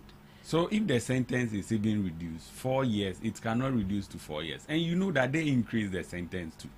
They even gave 25 years when they came to power in 2017. It was 3 years with a fine. And then they said, oh no, the way Galamsey is spoiling the land, and then the president said, I'll put my presidency on it. And so he increased the years for us to see that he's doing something about it. Meanwhile, this case was still in court and it was not. And even at that time, he gave me judgment that he gave our money to him again on top of spoiling the land for him to go and spoil other lands. And the other lands is the one, this one is Samra Boy, right? The other ones are the other places that is for that. Tanonimre is also in court, which will either go and increase the years or so they should keep dreaming. For me, I pray they vote for him. But if you speak frankly, all the aspirants, Boache Jaku stands out. I don't know. But for the NPP, they won't choose the right person. NPP, they won't choose the right person. May the best man win. Whoever that the audience or the followers think that is capable and have that capability to take the responsibility to be the chair man of the New Patriotic Party, they will definitely vote for that person. And so this is just by the way on the issue of the NPP chairmanship. So may the best man. Who are you equally rooting for? You can send who you are rooting for in the comment section. We are streaming live on Facebook at GhanaTalks Radio TV, on YouTube at GhanaTalks Radio, and also on X at GhanaTalks Radio. Let us know who you're rooting for and what you think about the whole Chairman Wontumi issue of his friends picking up forms for him. Right, at this juncture, we are going to be delving into the main topic of discussion on the issue of gold board financial controversies and the minority. As it stands now, it's getting intense and very aggressive. We've heard from the minority, and we've equally heard from the chief executive officer of gold board, and now it's becoming very intensive for the fact that Sami Gyamfi has allegedly, let me not say allegedly because we all heard that, Sami Gyamfi has actually raised certain comments or used derogatory and defamatory comments against the minority leader Alexander Afenyo-Markin, and he has come to respond that he is threatening to take legal actions, and that alone is not going to make him drift his attention from the substantive question of who actually made the laws and how come the laws equally came about. So this is a question the whole country is actually asking about. Mr. Nati, what do you say? What is your reading into the whole controversy of gold board and the minority? Well, thank you so much once again for the opportunity. You know, this whole issue, the NDC and the gold board CEO, that's Sami Gyamfi, they are trying to shift Ghanaians. That's what they normally do. They are expert in PR. You know, I don't know. They are just good in PR. That's what they think. But on grounds, it's zero. Do you get it? How can you tell me that as a gold board CEO, a whole IMF has actually brought a whole report claiming that there is a loss? Do you get it? It is 1.7 billion, 1.7 billion US dollars, and approximately 22 million Ghana cedis. Right. Yes. This issue, and right now they are actually trying to shift Ghanaians' minds on it.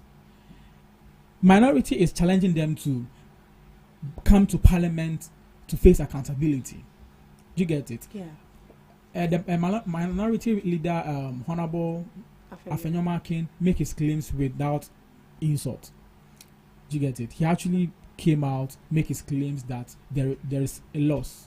What's happened? How did you guys make the loss? What attributed to that loss? You need to come out, face accountability, explain to Ghanaians why the loss. Because they signed to the report the IMF brought.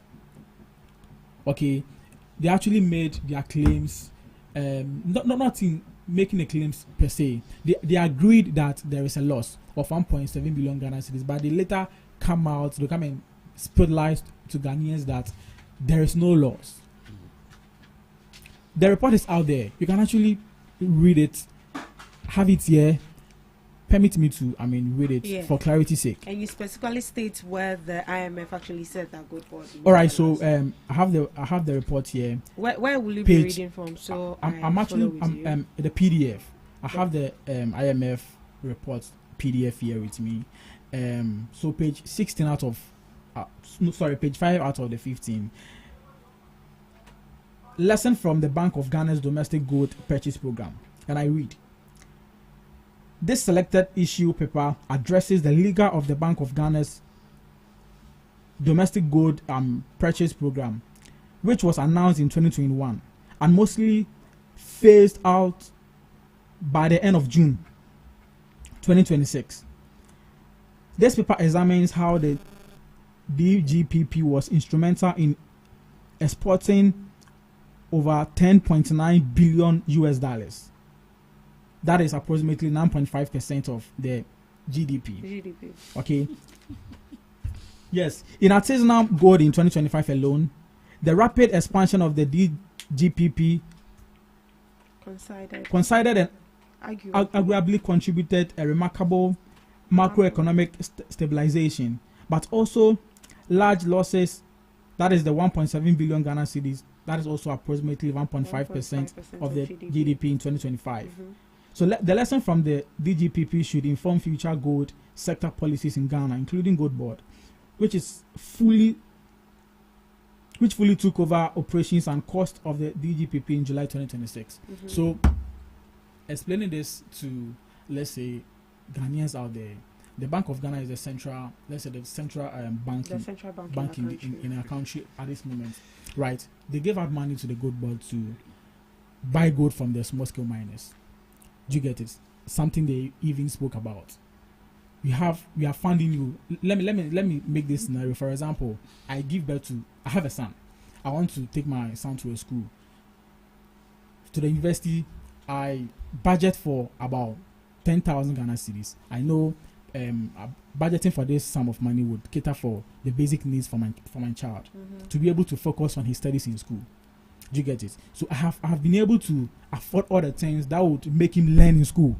Then after the semester, my son comes home and say that, oh, daddy, with all the money you gave me, I have made extra loss. Maybe I actually went out to spoil someone's car worth 30,000 Ghana cedis. I sent you to school to actually go and study over there. I gave you all the things that would make you study harder, but you then come home with a loss, which is even over what I even budgeted for your school. Do you get it? If I'm trying to link this to the current Gold Board issue, that is it. Bank of Ghana funded their operations, the activities. They paid for transportation. Everything was included. They make a budget of it, and it then come back with a loss. Who sells the gold? The Gold Board sells the gold. No. Sorry. The Bank of Ghana sells the gold actually, but the Gold Board is actually they are the ones. They are the agents. Agents. So they buy from the small scale miners and artisanals. Yes. And gives it back to the Bank of Ghana. To Bank of Ghana, and Bank of Ghana actually sells it. Yes. So the monies that was used to cater for all the operations of the Gold Board, they didn't utilize the money. When you say they didn't utilize the money, in what aspect? I'm trying to say that they actually, the Bank of Ghana gave the Gold Board what the necessary things they needed that would actually make their operations, function properly. And did Gold Board actually play that role or not? They played the role, but there was a loss. And is the loss on Gold Board or Bank of Ghana? You can't. The fact that the Bank of Ghana sells the gold and keeps the gold as a reserve doesn't mean they made the. Let's say I give you money. Let me use you as an example, please. I give you 100 Ghana cedis to go out there to actually pick things, right? Maybe you are into trading, and I give you 100 Ghana cedis to go and get your stuff, and you come and sell the things for 80 Ghana cedis.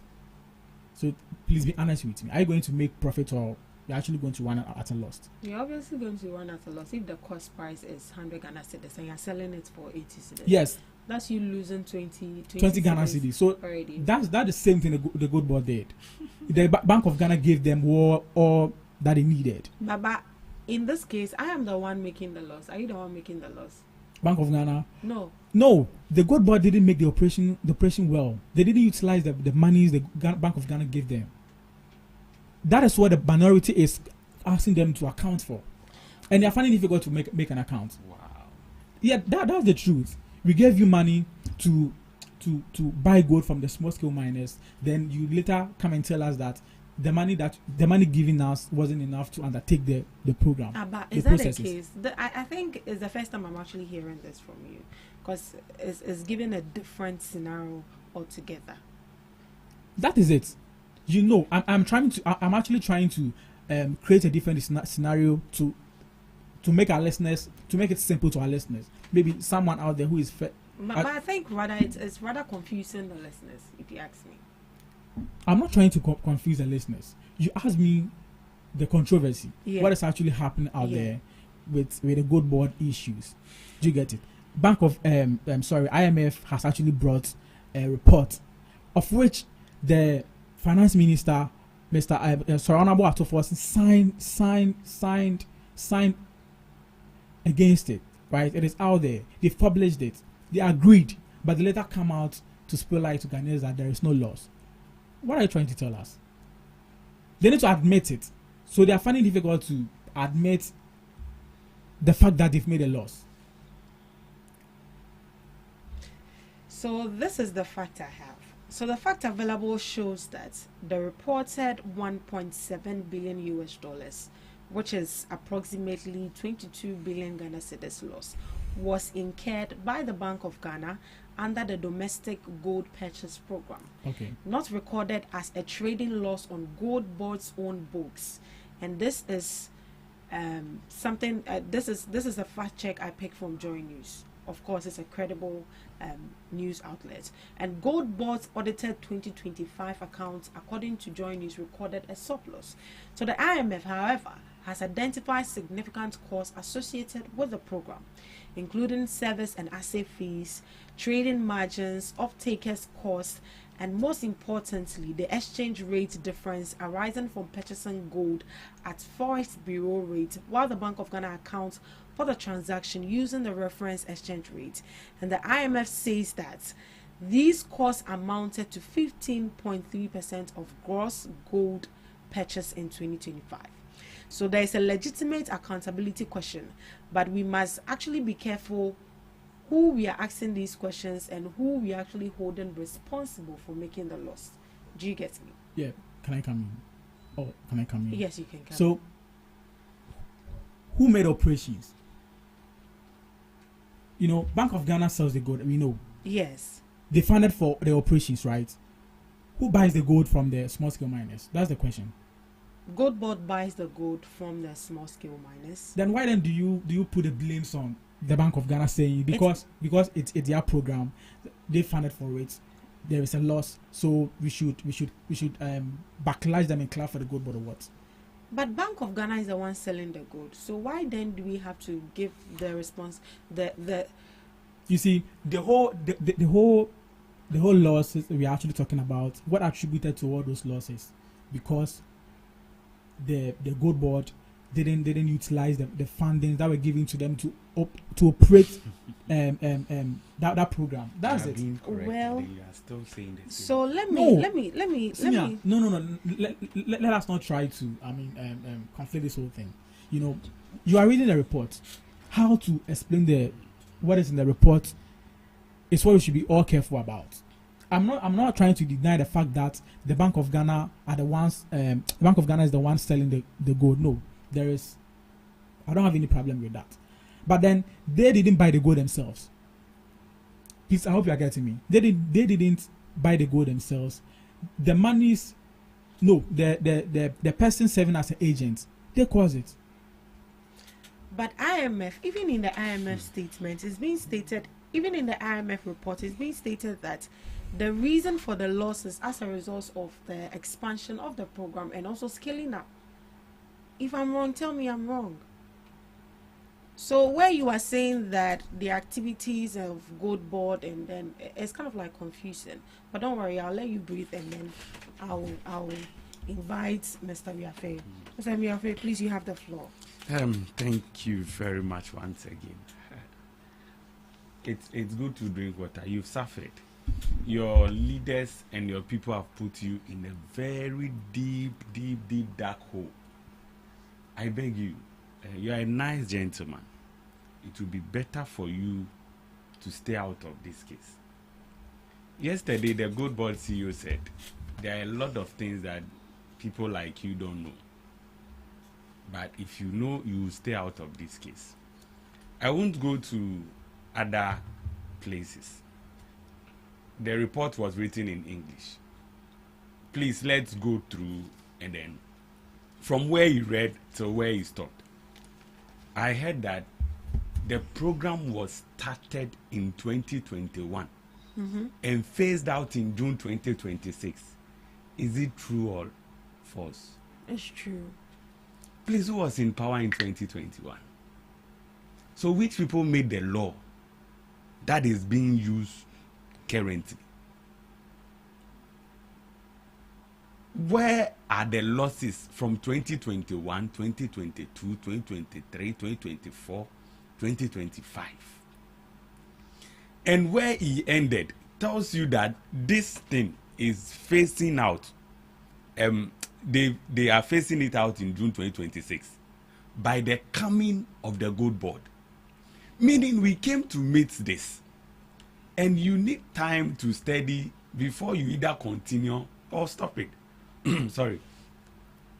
What happened was they were in need of dollars to help stabilize the city. After telling us that if the fundamentals are weak, the exchange rate will expose you, and doing all the lectures on the economy, and the then president coming to tell us that he has all the wisdom in the world. All the wisdom in the world on economics has been put in the head of Dr. Baumia. This is what he gave us. This is what he gave us with the wisdom, all the wisdom on economics. Their economics guru said that, okay, we have borrowed and borrowed and borrowed. By 2021, nobody was ready to give them money.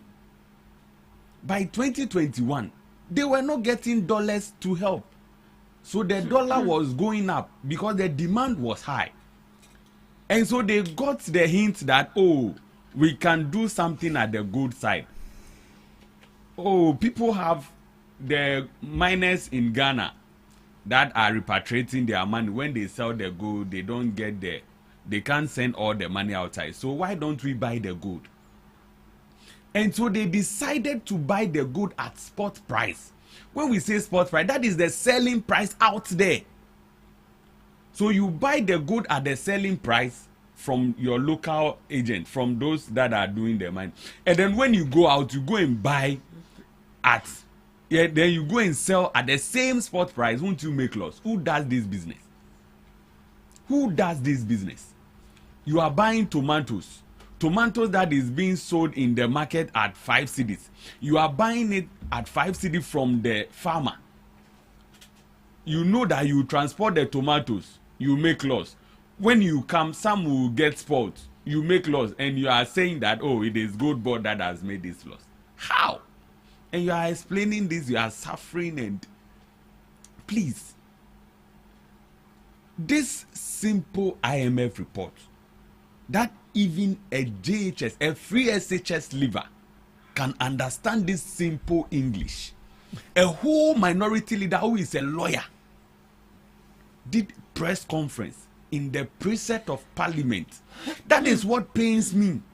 That parliament, a house of records, did a whole press conference in parliament, a house of record, and misinterpret the records for the people of Ghana. And you are telling me that the minority leader did this not out of malice, accusing gold board of incurring loss when the IMF report did not state gold board.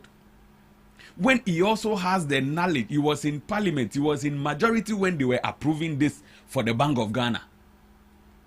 He was in parliament, he was in the majority when they were approving this for Bank of Ghana.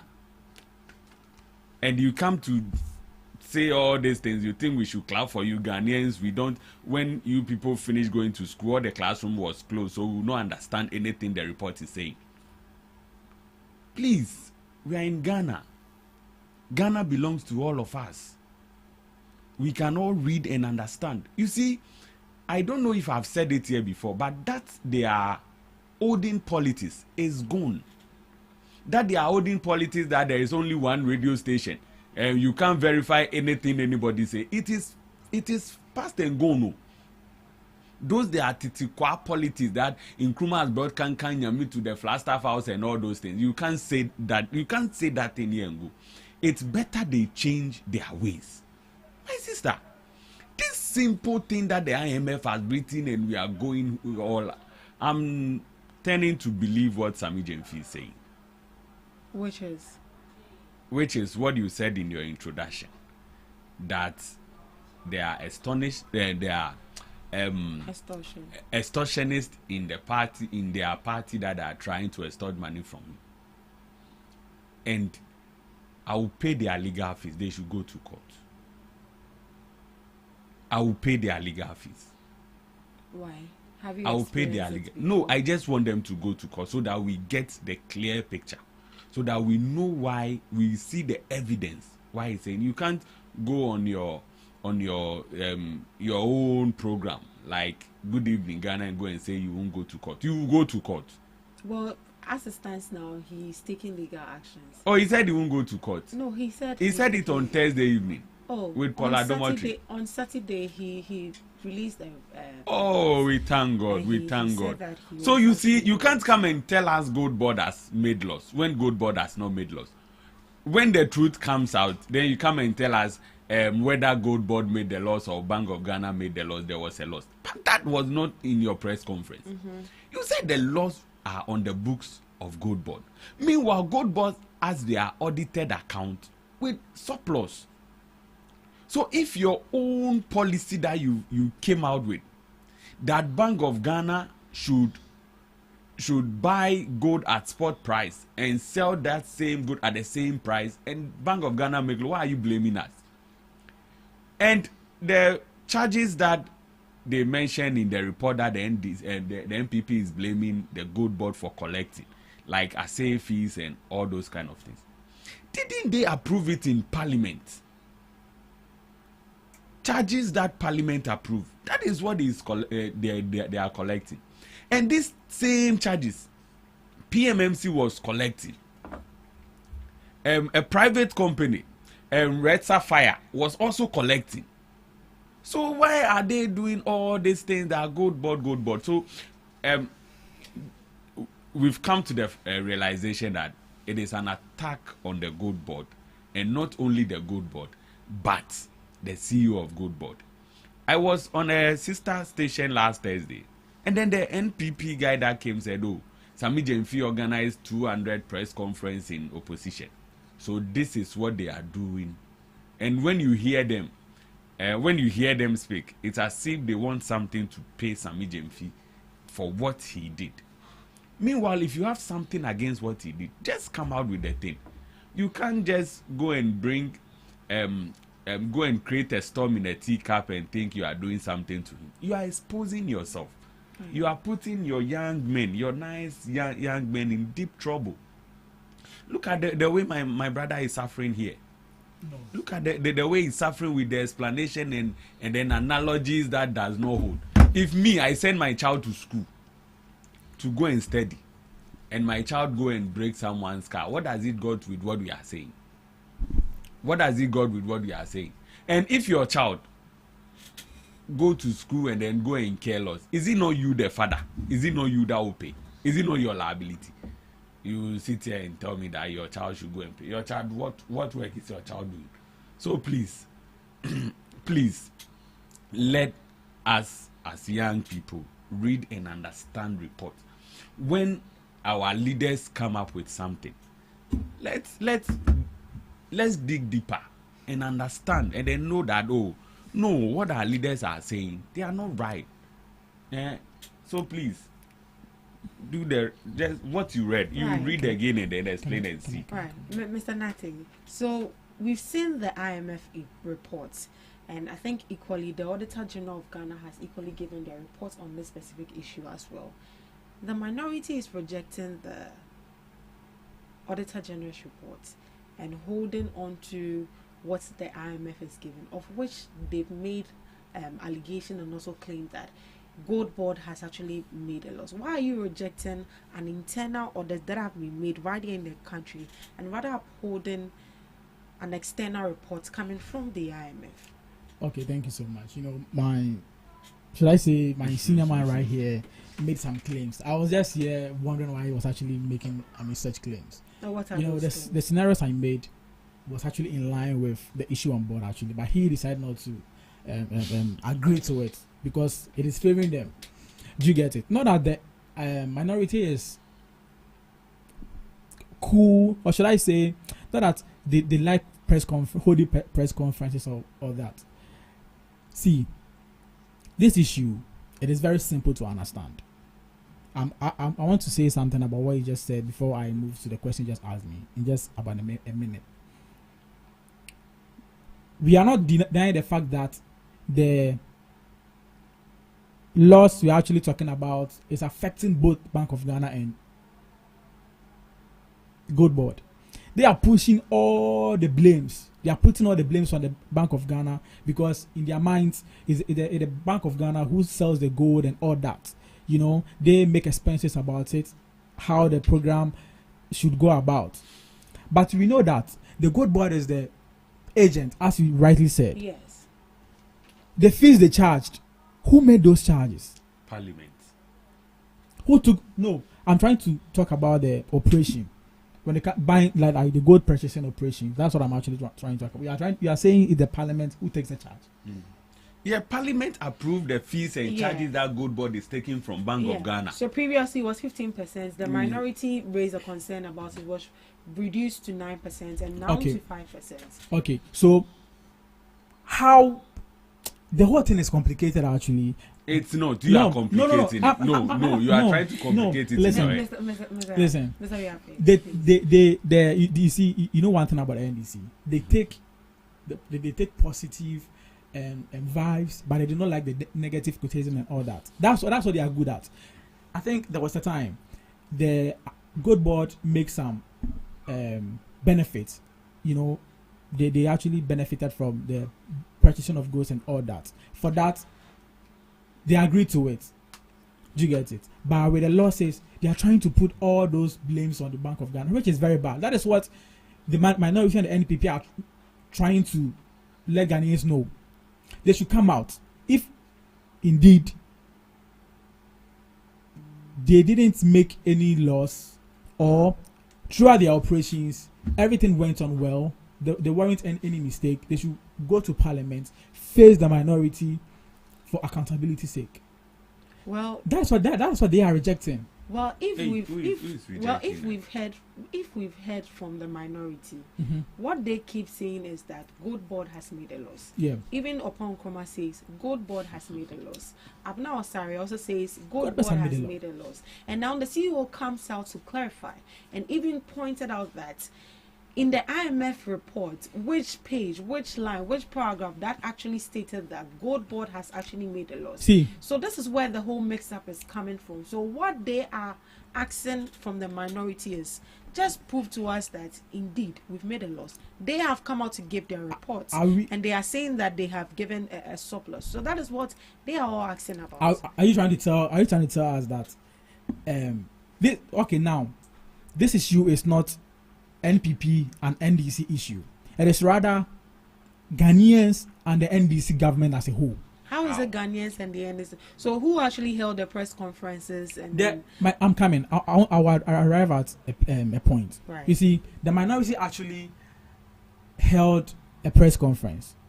Do you get it? For that, you're not denying that fact. But what the NDC communicators and the Gold Board CEO himself are trying to, they are trying to change the narrative. How are they changing the narrative? Now what narrative are they giving this? IMF brought a report, yes, claiming there was a financial loss. You get it? Operational loss of $1.7 billion US dollars. Why then did the finance minister accepted? He signed to it before the report was even published. No, you shouldn't laugh. You should know that is the fact. They agreed that, oh yes, there was a loss, but they come out to face Ghanaians and they're trying to change the narrative. That is what we don't want to accept. If indeed you are saying there wasn't any loss, come to Parliament, face the minority, and account for every operations. Do you get it? Because we gave you money to undertake all those operations, and you come out to tell us that because of exchange rates, I made a loss. I give 100 cedis to go and buy something, and so you went on to sell the thing for 80 Ghana cedis, and you are telling me because of exchange rates, I made a loss of 20 Ghana cedis. Sorry to say, it doesn't sit well. Right. Mr. Biafe, so on records, You mentioned that the finance minister actually signed to it. We are not saying that, or there's no narrative, or there's no report saying that there's no loss. Yeah. There's actually a loss. Who undertook the operation? That is the question. Did the Bank of Ghana purchase the gold themselves? They didn't purchase the gold themselves. Yeah, that's the truth. They didn't purchase the gold themselves. You guys are they are trying to put all the blames on Bank of Ghana. That is what we are trying to avoid. So you think that it should be a shared responsibility? It shouldn't be. Gold Boss should take responsibility for it, and Bank of Ghana should also take responsibility. I am not saying the Bank of Ghana should the laws we are talking about should be a shared responsibility, or no. So what then are you asking? We are trying to tell Ghanaians that the loss you are talking about, the 1.7 billion US dollars loss, was made by the gold board. How was it made by through their operations? How do you prove that? Because gold board doesn't sell gold. Then the Bank of Ghana that actually sell they gold. should forget about taking the issue to court, then come to the go to the parliament and face the minority. What are they taking to court? That is very simple. No, what are they taking to court? Oh, now you read something you read something saying the Gold Boss CEO. No, you were like on Saturday he came out saying he would take the criticisms. I don't know if I got it right. Not the criticisms, but the defamatory comments or the defamatory word he used against Apenyo Markin. So that is a separate issue. I understand. Right from what Gold anytime there is an issue, that is their way. Their way to change Ghanaians' minds from the whole situation. They tried pushing other narratives. That is what they are good at. PR. You say there is a loss. If indeed you are saying the 1.7 billion loss is not coming from you, you handle the money given you you handle the money in the right way, then come out, defend it. Okay, the explanation around this whole thing from the camp of the Gold Boss CEO is what is actually making this whole thing complicated to Ghanaians and the minority side and the NDC themselves. So they should forget about that's a major fidel on Kai. In opposition, some of the words they use against. So they want something for what he did in opposition. I'm actually trying to, make a scenario about this whole situation. Yeah, you'll be there. We are doing that same thing to you, and you are crying. You want to take it to, no. That's not the right way to deal with this situation. They would account for it. They can't shift Ghanaians' minds out of this whole situation. They would account for it, and that is what minority is asking from them. They should. Honorable Okonkwo said they should come to Parliament. The CEO, Gold Boss CEO, should come to Parliament, hold the Bible, and tell Ghanaians that the monies that the Bank of Ghana gave me to operate the purchasing of the gold, everything was in line. Then on swear, then it will be good to go. That is what he's trying to avoid, because he knows that there is an issue. But have you heard that Sami Jemfi says he's ready to face Parliament if he's given the chance? Yes. Oh, for that, so I haven't. So what is the implication of that? What does it imply? No, I made him. I actually haven't heard about that. Actually, yeah, honestly. Really, yes. You've not heard that Sami Jemfi says he's ready to face Parliament? He's ready to face Parliament. You didn't hear about that? I haven't heard about it. Where will you hear? Really? No, I haven't heard. Well, then I'm informing you. He said he's ready to face Parliament. See, if he's being called to probe into the matter. So what is the implication of that? Listen, I'm coming. I wouldn't sit here and allow my senior brother to tell me that my leaders are polluting my mind or something. This current what are we? They are misleading you. There are informations out there.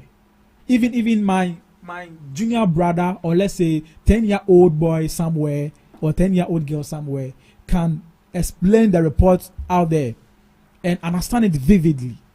I hope you get it. So you shouldn't say they are misleading. No one is misleading anybody. Okay, so that is very simple.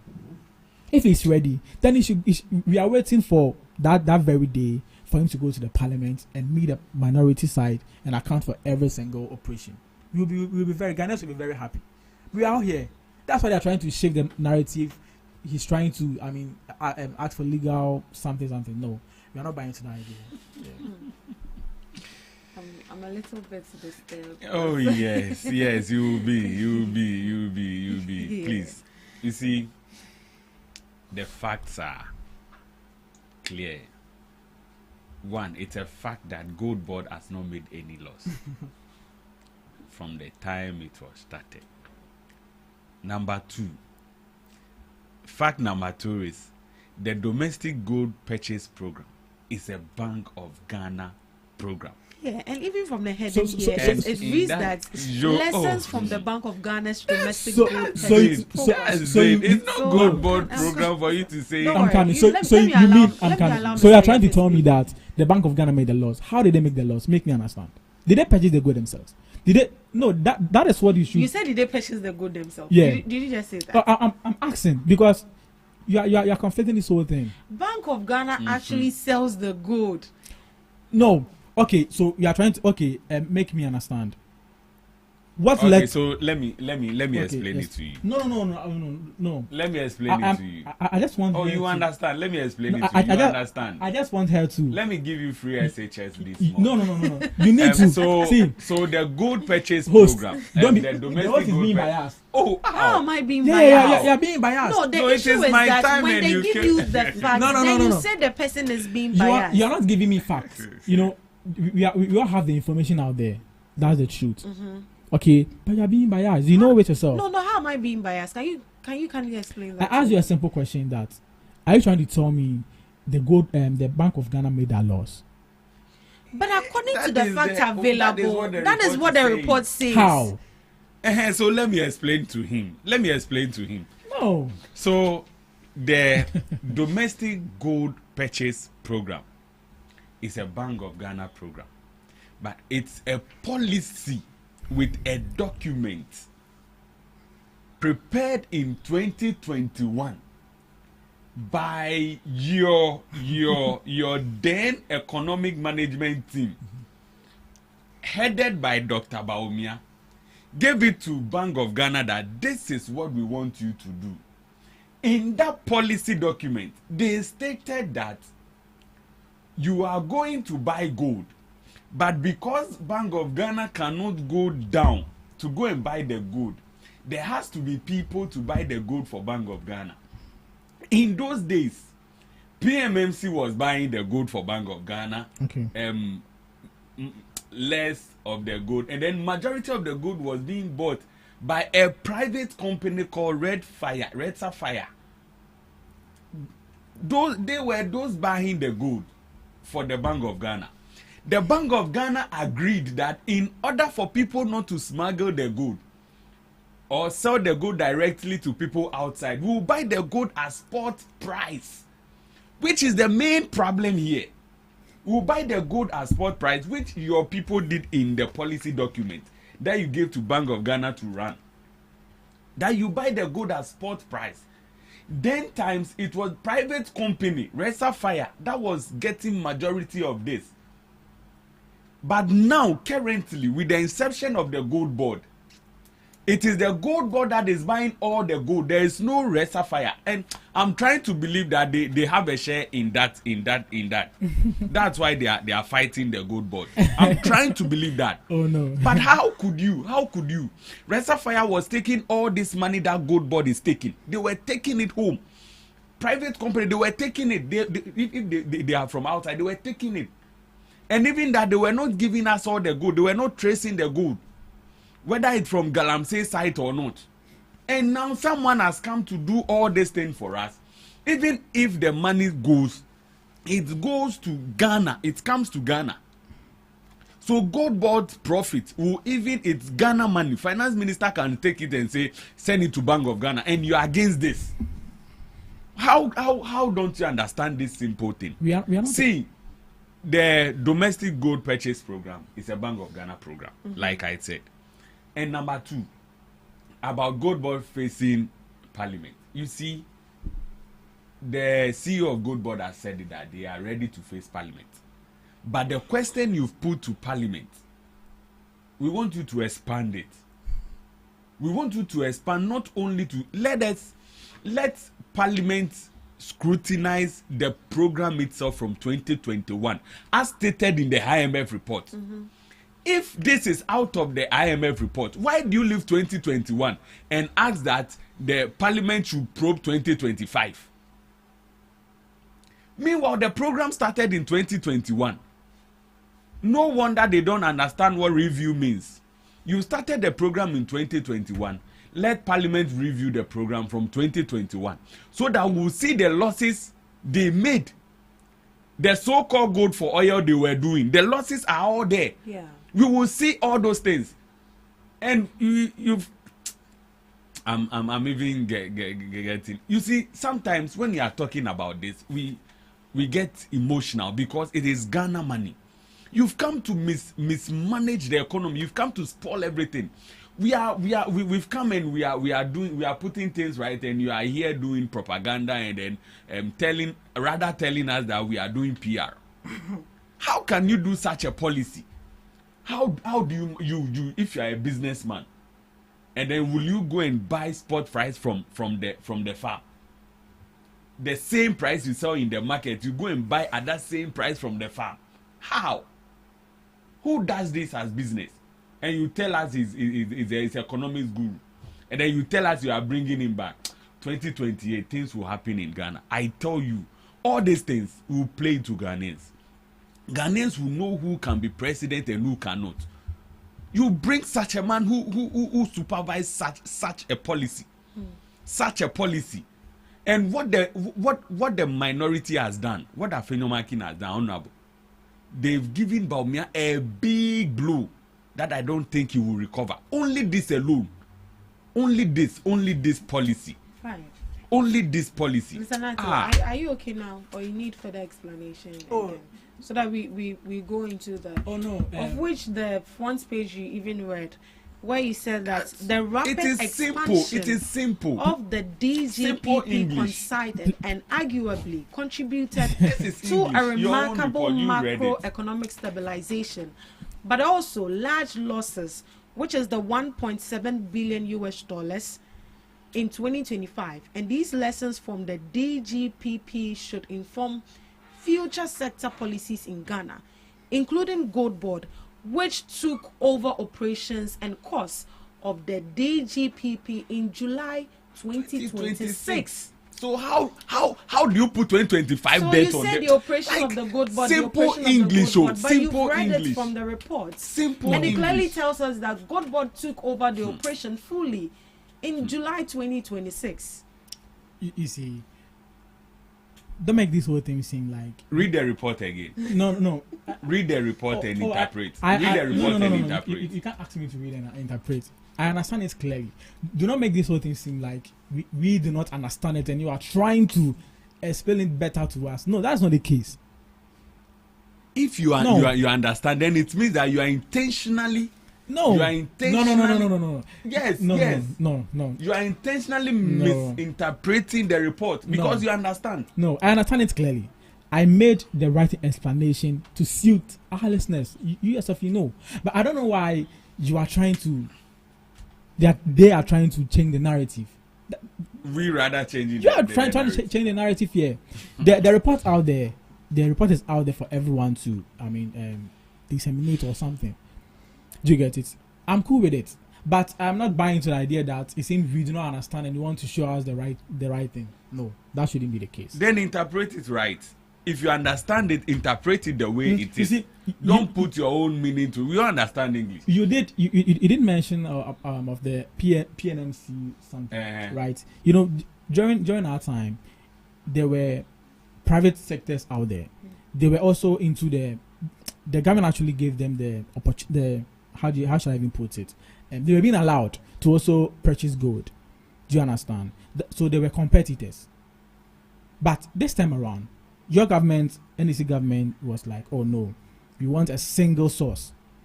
So we thought, even during that time, because they were competitors, that's why there were some sort of glitches and all that. But we thought you guys the NDC is in power. They scrapped the private sectors being allowed to purchase the gold and all that. Now, Gold Board is in action. a whole institution, the whole Ghana, they are the source of purchasing gold. Then you go out there and misuse funds. You go out there and incur losses and all that. Right. So let me I'll read get it. Yeah. So let's get an insight of the core mandate of Good Board. Maybe we can start from there.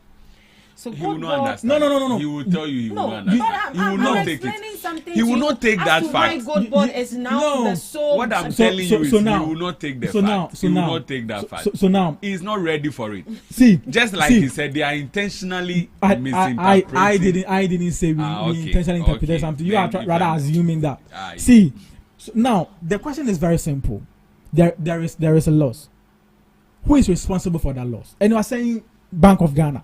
Did the Bank of Ghana purchase the gold themselves or what? They didn't. You are still asking this question. Oh no. That's the issue on board. And I'm actually see, you have actually read what you want to read to us. You have your own explanation to the reports out there. We also have our own way of, explaining it. Then yours is wrong. It's not wrong. Your way of explaining is wrong. What makes it wrong? What you are saying is the report was written in it. Okay, let's take it one after the other. No. Let's see if we can. That shouldn't be the case. How? So, Mr. Nati, How should it not be the case? Yes, what do you want?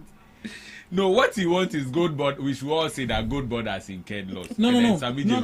Will get a bill conditions that he cannot pay. That's what he wants us to say. That's what I want. They should come out and account for it. That's what every Ghanaian wants. But after now. the explanation the chief executive officer has given, you are still not. So what we are saying is, yes, Gold Board will account for it in Parliament. Yes, but it should start. We should do the whole domestic gold purchase program, which started in 2021. And then we will see who can be president and who cannot be president in 2028. So, no. See, we will see. I'm very disappointed with what we will see. Right now. Ghanaians will see. Right. So, for example, I was responsible for something, right? Let's say you are trying to say during our time we were in power, and you are claiming there was a financial constraint or something, a loss or something. Now you are in power. I don't understand the fact that they keep taking us back. Now you are in power, so there's something I actually want to clarify. Everyone is objected to their own opinion, just as we have noses. You give your opinion, you give your own opinion. That is why you are here. But what I am here is to give you the fact. So if you are saying something which is misleading and is misinforming my audience, I will have to come in and give you the fact that no, what you are saying is going south. That is not what it actually means, and this is so and so. This is what the books are actually saying. So that is equally what I am here to do. So if you are saying something of which I think or know or is reportedly not what you are saying, then I'll have to come in to educate my audience. I think we should be okay with that. At this juncture, I think we'll have to just proceed. And if you have any questions, you can equally bring that up. If my so you see, if Mr. Wiafe here can explain it to you, or maybe give his opinion so on that he will not say you are he will not say you are being biased. So exactly. if you ask any because question, as it stands now, even when you try to give the facts and what the report actually says, they say you are being biased. So I'm going to right with the issue of the comments Sami Jenfi actually gave on to the minority leader. What is the implication of this on him and also on the minority leader? I'll start with you, Mr. Wiafe. Okay, so like he said that, yes, like he said on Newsfile yesterday, that 3 days ago, that there are things that has gone on between the two of them, which he cannot share, which publicly. He could not share publicly, but will be ready to share if the minority leader should sue him. He will be ready to share, or at the point he was saying it, the minority leader was not around to defend himself. But if he gets the opportunity to meet him one-on-one, then he will share those. I pray for that day to come, so that we all see the truth and then what is behind all those things. But with the explanations they are giving and what they are doing now, I think I'm trying to believe two things. Which is? That number one, what the CEO for Gold Board said is 80% true. And then number two, I'm believing that they are behind the private entity that was buying gold, which is out of business now. So they are trying to defend their own people. Right, but during the briefing of which the CEO actually gave, he used certain words. Do you think it was actually palatable enough to use in his briefing, or wasn't even necessary in the first place? So when we say certain words, I don't know what the use of Afenyo Makin being an extortionist and also calling Abna or say a poor woman. Oh, did he say? Oh yes. You see. He did. You see. Oh. Yes. He's pretending as if he doesn't know. If you listen to in him, what terms? In terms of money? No. Not in terms of money, but someone who lacks information. Yeah. Oh, yes. So it's just like innocent woman who that one you know it. So when someone say poor, it's not in terms of someone who is more broad or yes, but don't you think someone his words were way too harsh? So if I say my brother lacks information on what we are saying, so they've sent him here without information. So I pity him. He's poor. It's not an insult. And then to describe someone as extortionist, are you saying it's not palatable? So which other word can be used if someone is trying to? As it stands now, it's not yet proven. So and that is why that is So but if you call someone an incompetent, is it an insult or not? Use of words in this country. If you call someone incompetent, if you call someone lame duck, if you call someone, which other names cried? My sister. Words, use of words. Please, they've come to tell us that those words are descriptive words. They are describing what the person did at that point. So if you did not do such a thing, you should take it up and then clear yourself of the name, because good name is better than riches. You see, you should take it up and clear your name. Just like they impugn in their press conference that Sami Jemfi through the Gold Board has made loss and stolen money of 22 billion, so he wouldn't be able to pay for. If you organize a press conference in Parliament and say someone in the future will not be able to pay for his bill, it means that you've judged the person already. You arrest the person immediately, you get power. And that one, is he not calling him a thief? Yeah. So the fact that he said his bail condition is going to be good. So I don't think if it's about words, let's go into the words and then the instance in which the words were used. So please, if someone say my poor brother has come here suffering, it's not. It does not mean he is that poor, but just that he has been given a work that is heavier than his head. So the Minority Caucus release brought a press briefing, and right here they say they are calling on the Gold Board to appear before a parliamentary inquiry to account fully for the losses identified in the IMF report and to reconcile them with its own audited financial statement so that the public record can be settled by facts, tested under parliamentary scrutiny rather than by accusation on either side.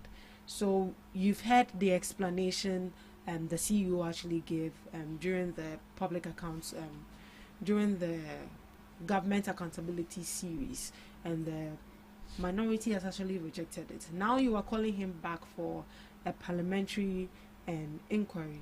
What are you expecting differently? What sort of explanation are you expecting him to give this time around? Okay, so I think with the government accountability series, it's actually not a bad thing. Do you get it? But the case on board we don't need a system that is being controlled by themselves. I hope you get it. Or they can cook something and actually bring it out to misinformed Ghanaians. But do you accept the surplus good board made, which is of 5.4 million? Then, okay, why is it that whenever the thing is positive, they want us to applaud, they want us to give them, they actually want us to applaud them, but they are. But who is looking for the applaud, or is good board applauding themselves, or the people of Ghana actually applauding them? This issue on board has actually made us all understood how they actually are.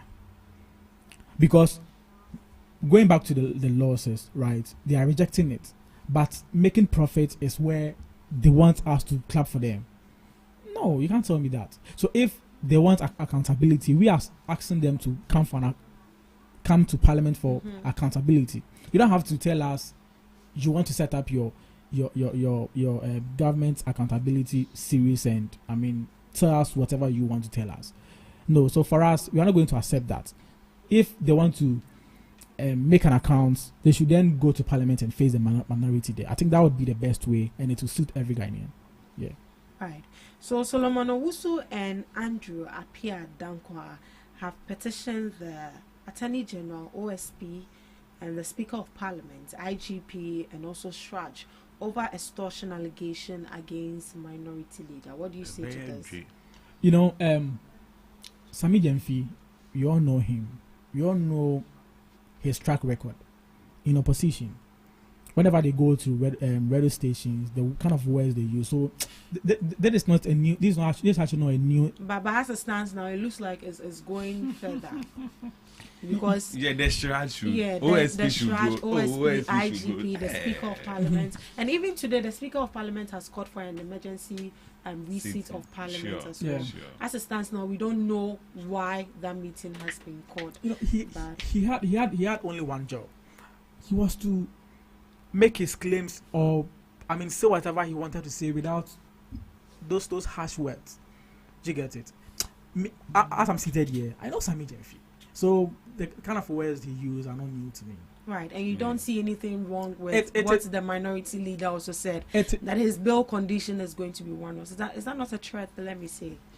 Oh, what my senior man here can testify. He can actually they know what they are capable of doing. I don't want to mention any names, but Sami Jemfi himself, back in opposition, they actually use harsh words to talk of Malik Basantale and all those babies with sharp teeth. Do you get it? So please, for us, let us not try to shift the blames and everything. Right. Okay, he has used harsh words. You are too nice. So you are trying to tell me the minority leader saying his bail condition is whatever. It's going to be one word. That is what you guys have problem with. No, don't put a blame. But if someone should tell you that, how would you feel? Oh, because we are attributing all the losses to him. they made that loss, and now you are in power, so you would reject all the claims. You are actually the criticisms and everything. You have every right to reject it because you are in power. You use the government system to abolish it, right? But when we come to power in 2029, God willing, we are all in Ghana here. Right. So when this whole so let's do this last thing. Are you trying to tell? Are you trying to tell me with how the NDC is managing the economy now? Ghanaians are going to entrust their. Oh no! Don't say that. Yeah. With who aspect? Who is now the NPP is charged now, fully charged, fully energized. You know, the original and the constituency elections to tell you how united and energized we are now, and we are coming in full power to claim back our seats and claim the ultimate presidency. So we are here. Right. So when this whole so they are coming fully charged with the chairman that is in prison in Sawam, and then a flag bearer that has caused us all this loss. No, you can't be out here. 2028 be a day. No. But please, my brother, you are You are too nice to be an MP. Don't say that. What you are doing here this morning, you are too nice to be an. If you like, after the program, take the video and then go and watch it over and over again. You will see that what I'm telling you is true. You don't. No, you can't say that to me. You can't say that. You are entitled to your opinions. I also have mine. Yeah, that's what I'm telling you. You are trying to. You are a brother. You are a brother. You are too nice. No, boss, you can't tell me Okay, that. hear. You're entitled to your opinions. Same do I. You get the fact that you don't want to accept what is on board doesn't necessarily mean I shouldn't say what I'm supposed to say. No. All right. So interesting days ahead. Interesting week ahead. Yeah. We've seen the likes of Solomon going to petition the Speaker of Parliament, OSP, IGP, Shraj, over the allegation that has been leveled against minority leader. Yeah. So definitely there's going to be, it's actually developing, and it's deepening, and it's getting very, very intense. So let's see if the minority leader is actually going to take legal actions, as we've seen Sammy Jenfi daring him that I dare him. He should take legal actions, and we are going to meet in court. So it's going to be interesting. Now it looks like attention is drifting from the substantive issue, and now focus is on Sammy Jenfi and Afenyo Markin. But that shouldn't be the case. It's a taxpayer's money. We should all be fighting for, 1.7 billion Ghana cedis. Teachers we have over 40,000 backlog. Right, let's get into our second topic for discussion, and this time around has to do with power interruption. Yesterday, on Saturday, Greco brought out a press release that there's going to be a 15-hour power outage in certain areas, Achimota, Malata, and those areas. And I think a day even before that, on the 20th of August, it looks like there was a nationwide power outage as well. And the question we are asking is, are we in power crisis again? Okay, so thank you very much. When we say power crisis, I don't know what you mean by power crisis, but looking at what we are seeing, it is part of the negligence that has been supervised for the past 8 years. That you see, when you have a government that has a power sector, and then they don't improve, they don't work on the machines, because it is machines they are using. Once a while you need to work on them so that they will be effective, and then the Akosomo plant is very, very old, and then if you don't work on it, these are some of the things that you will be experiencing. I don't think it's intentional and then it's a crisis, but if they are solving the problem, let's give them time to solve so that we will all enjoy. We shouldn't be in a hurry to let them end it, and then because we want our power, you see. So I think we should give them time to, just like they've told us, the energy minister has come to assure us that it is not power crisis, but what is happening is we have failures in our machines, which is normal, and so we'll work towards it so that we'll prevent future serious power outages.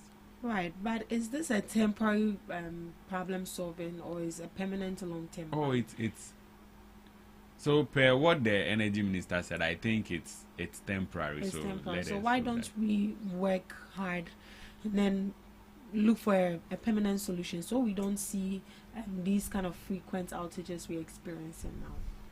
So the permanent solution and then the other options are they are expensive. Let's say and if the country is not ready for let's say if we are going solar, and then we all know what goes into solar energy and then the price we pay, even though we have some of the things here, the natural sun, we have it, but the things that we'll use to get the light is what we import, which is very expensive. So I think very soon we should move, as we are moving gradually, we will get to a place that the solution will be, but since the problem is temporary, we'll temporarily solve it, and then going forward everything will be because everyone is equally being affected. Businesses are being affected, and people are not able to work for a whole day because of these sure, power but outages. And this time around, even before the power even goes off, it goes off before we are informed that this is what is happening. So that should tell you that it's not that should tell you that it's not a planned outage. You'll be there and then the machines will go off. It's not they don't even they don't even know that this there will be a trip here. When there is a trip is not a planned something. It's something that comes out of the and fortunately the 2 or 3 that we've experienced happen very early in the morning when work has not started, and then those but things, even and that and then by the time work starts they restore it. So I think it will we'll work on it, don't worry. I'm just hoping that one day we wouldn't be here. We'll work on it for you. If they are taking the lights for 15 hours, we won't be here one day and they're going to tell us that they're taking the lights for 24 hours. And that means that's the whole day. Oh, but if it's, you see, just like they've announced the 15 hours, if it's a planned one that they will work on something, they tell you. But the trips, they can't tell you. And then the trips does not take much time, maybe 2-3 hours, then it will be back. But for 15 hours, we'll surely announce to you so that you prepare then. Hi, Mr. Nati. I guess you have been affected by the power interruption. Oh yeah, a lot. Propaganda. You see, see, there is Dumso. Hey. Do you know where I live? I actually stays at Pokwasamaira. Do you know Pokwasamaira? Yeah. Yes. Okay. Which side? Do you know? I don't know if you're familiar with this place. Okay. Should I wouldn't sit here and say I'm the only person experiencing it. Oh, we experience it a lot. I think for the past couple of weeks ago, the life keeps going off anyhow. So and in some parts of the region, have you checked your transformer? The load on your transformer is too much. It is internal. All these factors are. That's the poor management by the government. Oh, I'm coming.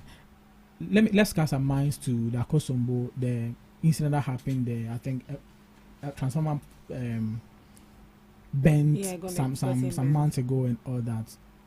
All this happened as a result of, shall I say, bad way of maintenance or something. Do you get it? So they should tell Ghanaians that there is the case. What they actually requested for some years ago, they should bring a timetable. Sunday, yeah, you guys should bring a timetable because it is affecting business owners. Myself at home, we run businesses and all that. Yourself, we use lights in our daily life activities. Do you get it? It is affecting business owners. For example, the coastal people, they are the ones. Others, anytime light goes off, I pity those people a lot. Do you get it? So they should put proper planning in place, and where there are problems, they should fix them for us to have a proper light in Ghana. But do you think that the country is being honest with us or transparent with us with the whole power outages we are seeing, or you think is a larger problem than what we are seeing? Well, yeah, it's a larger problem because initially they made it seem as if it's happening only in Accra, Greater Accra, and other parts of the country. But it is very large. Yes, there was a time I have a family at the Western North region. I think about 3 or 4 days ago. I want to get the exact day clearly. It has escaped me a little. The lights went off for about 7 hours, and I was on call with a person. He also told me same thing that they are not having lights at their place for a couple of days ago.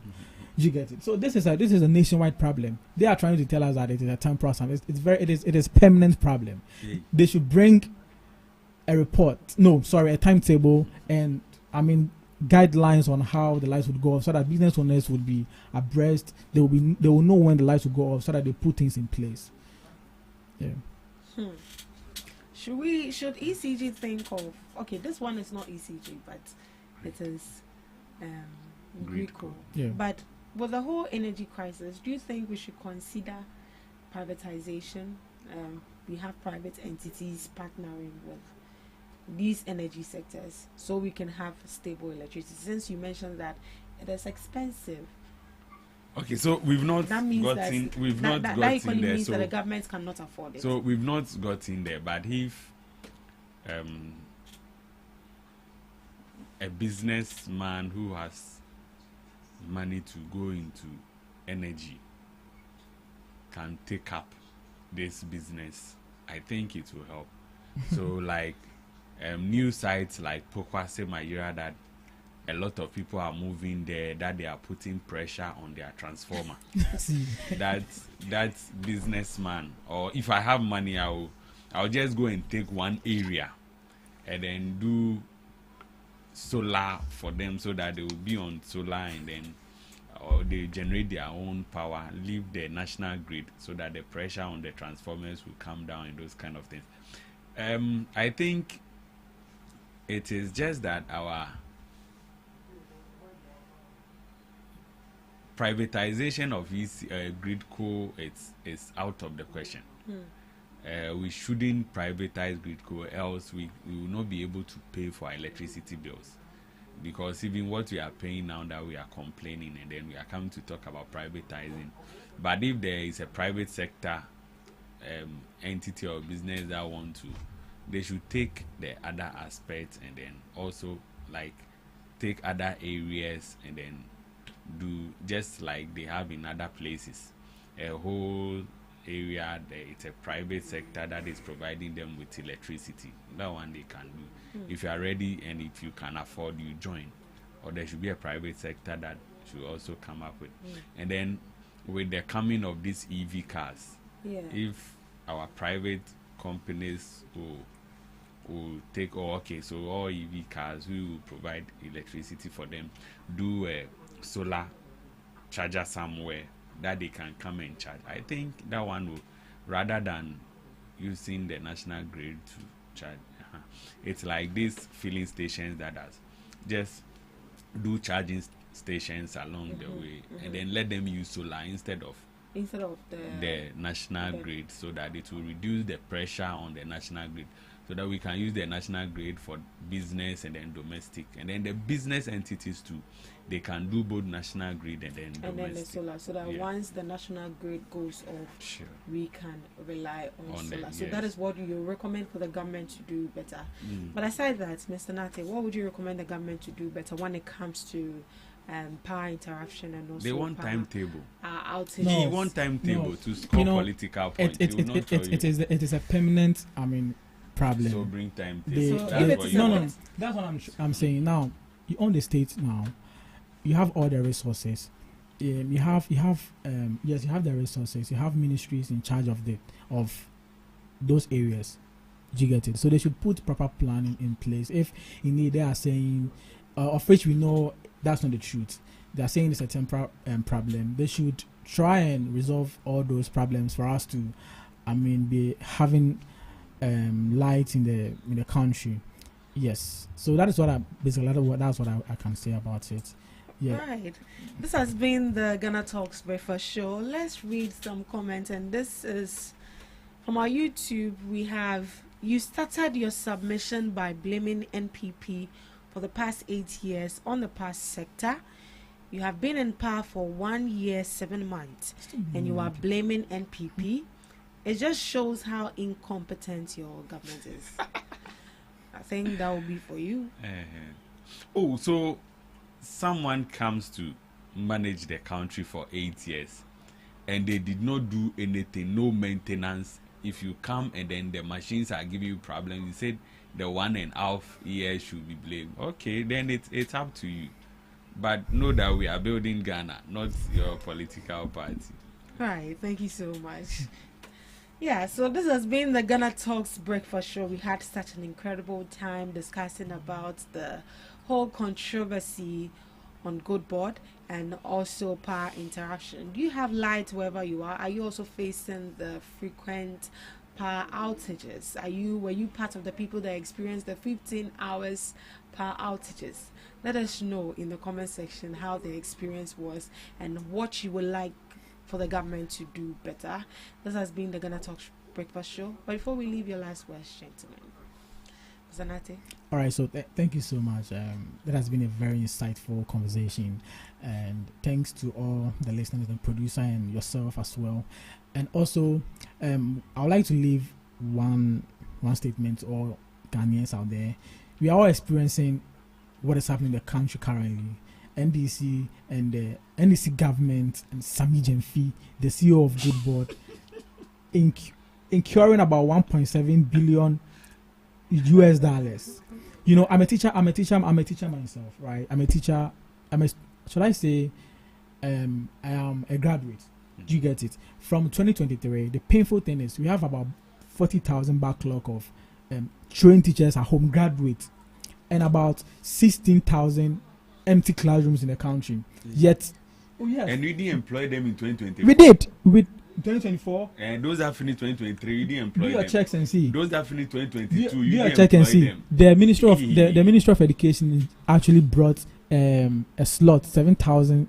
See, those monies could have saved us a lot. There are so many. There are nurses. I have so many nurses friends who completed 2022 who are still home. So is this what you are going to teach our children? Do you get it? Who are still home, looking for employment, and BOG gives you money to run a program for the country that would benefit the country, and will then later come and tell us that you've incurred losses and all that. So Ghanaians have experienced all these things. They are still experiencing what is currently happening in the country.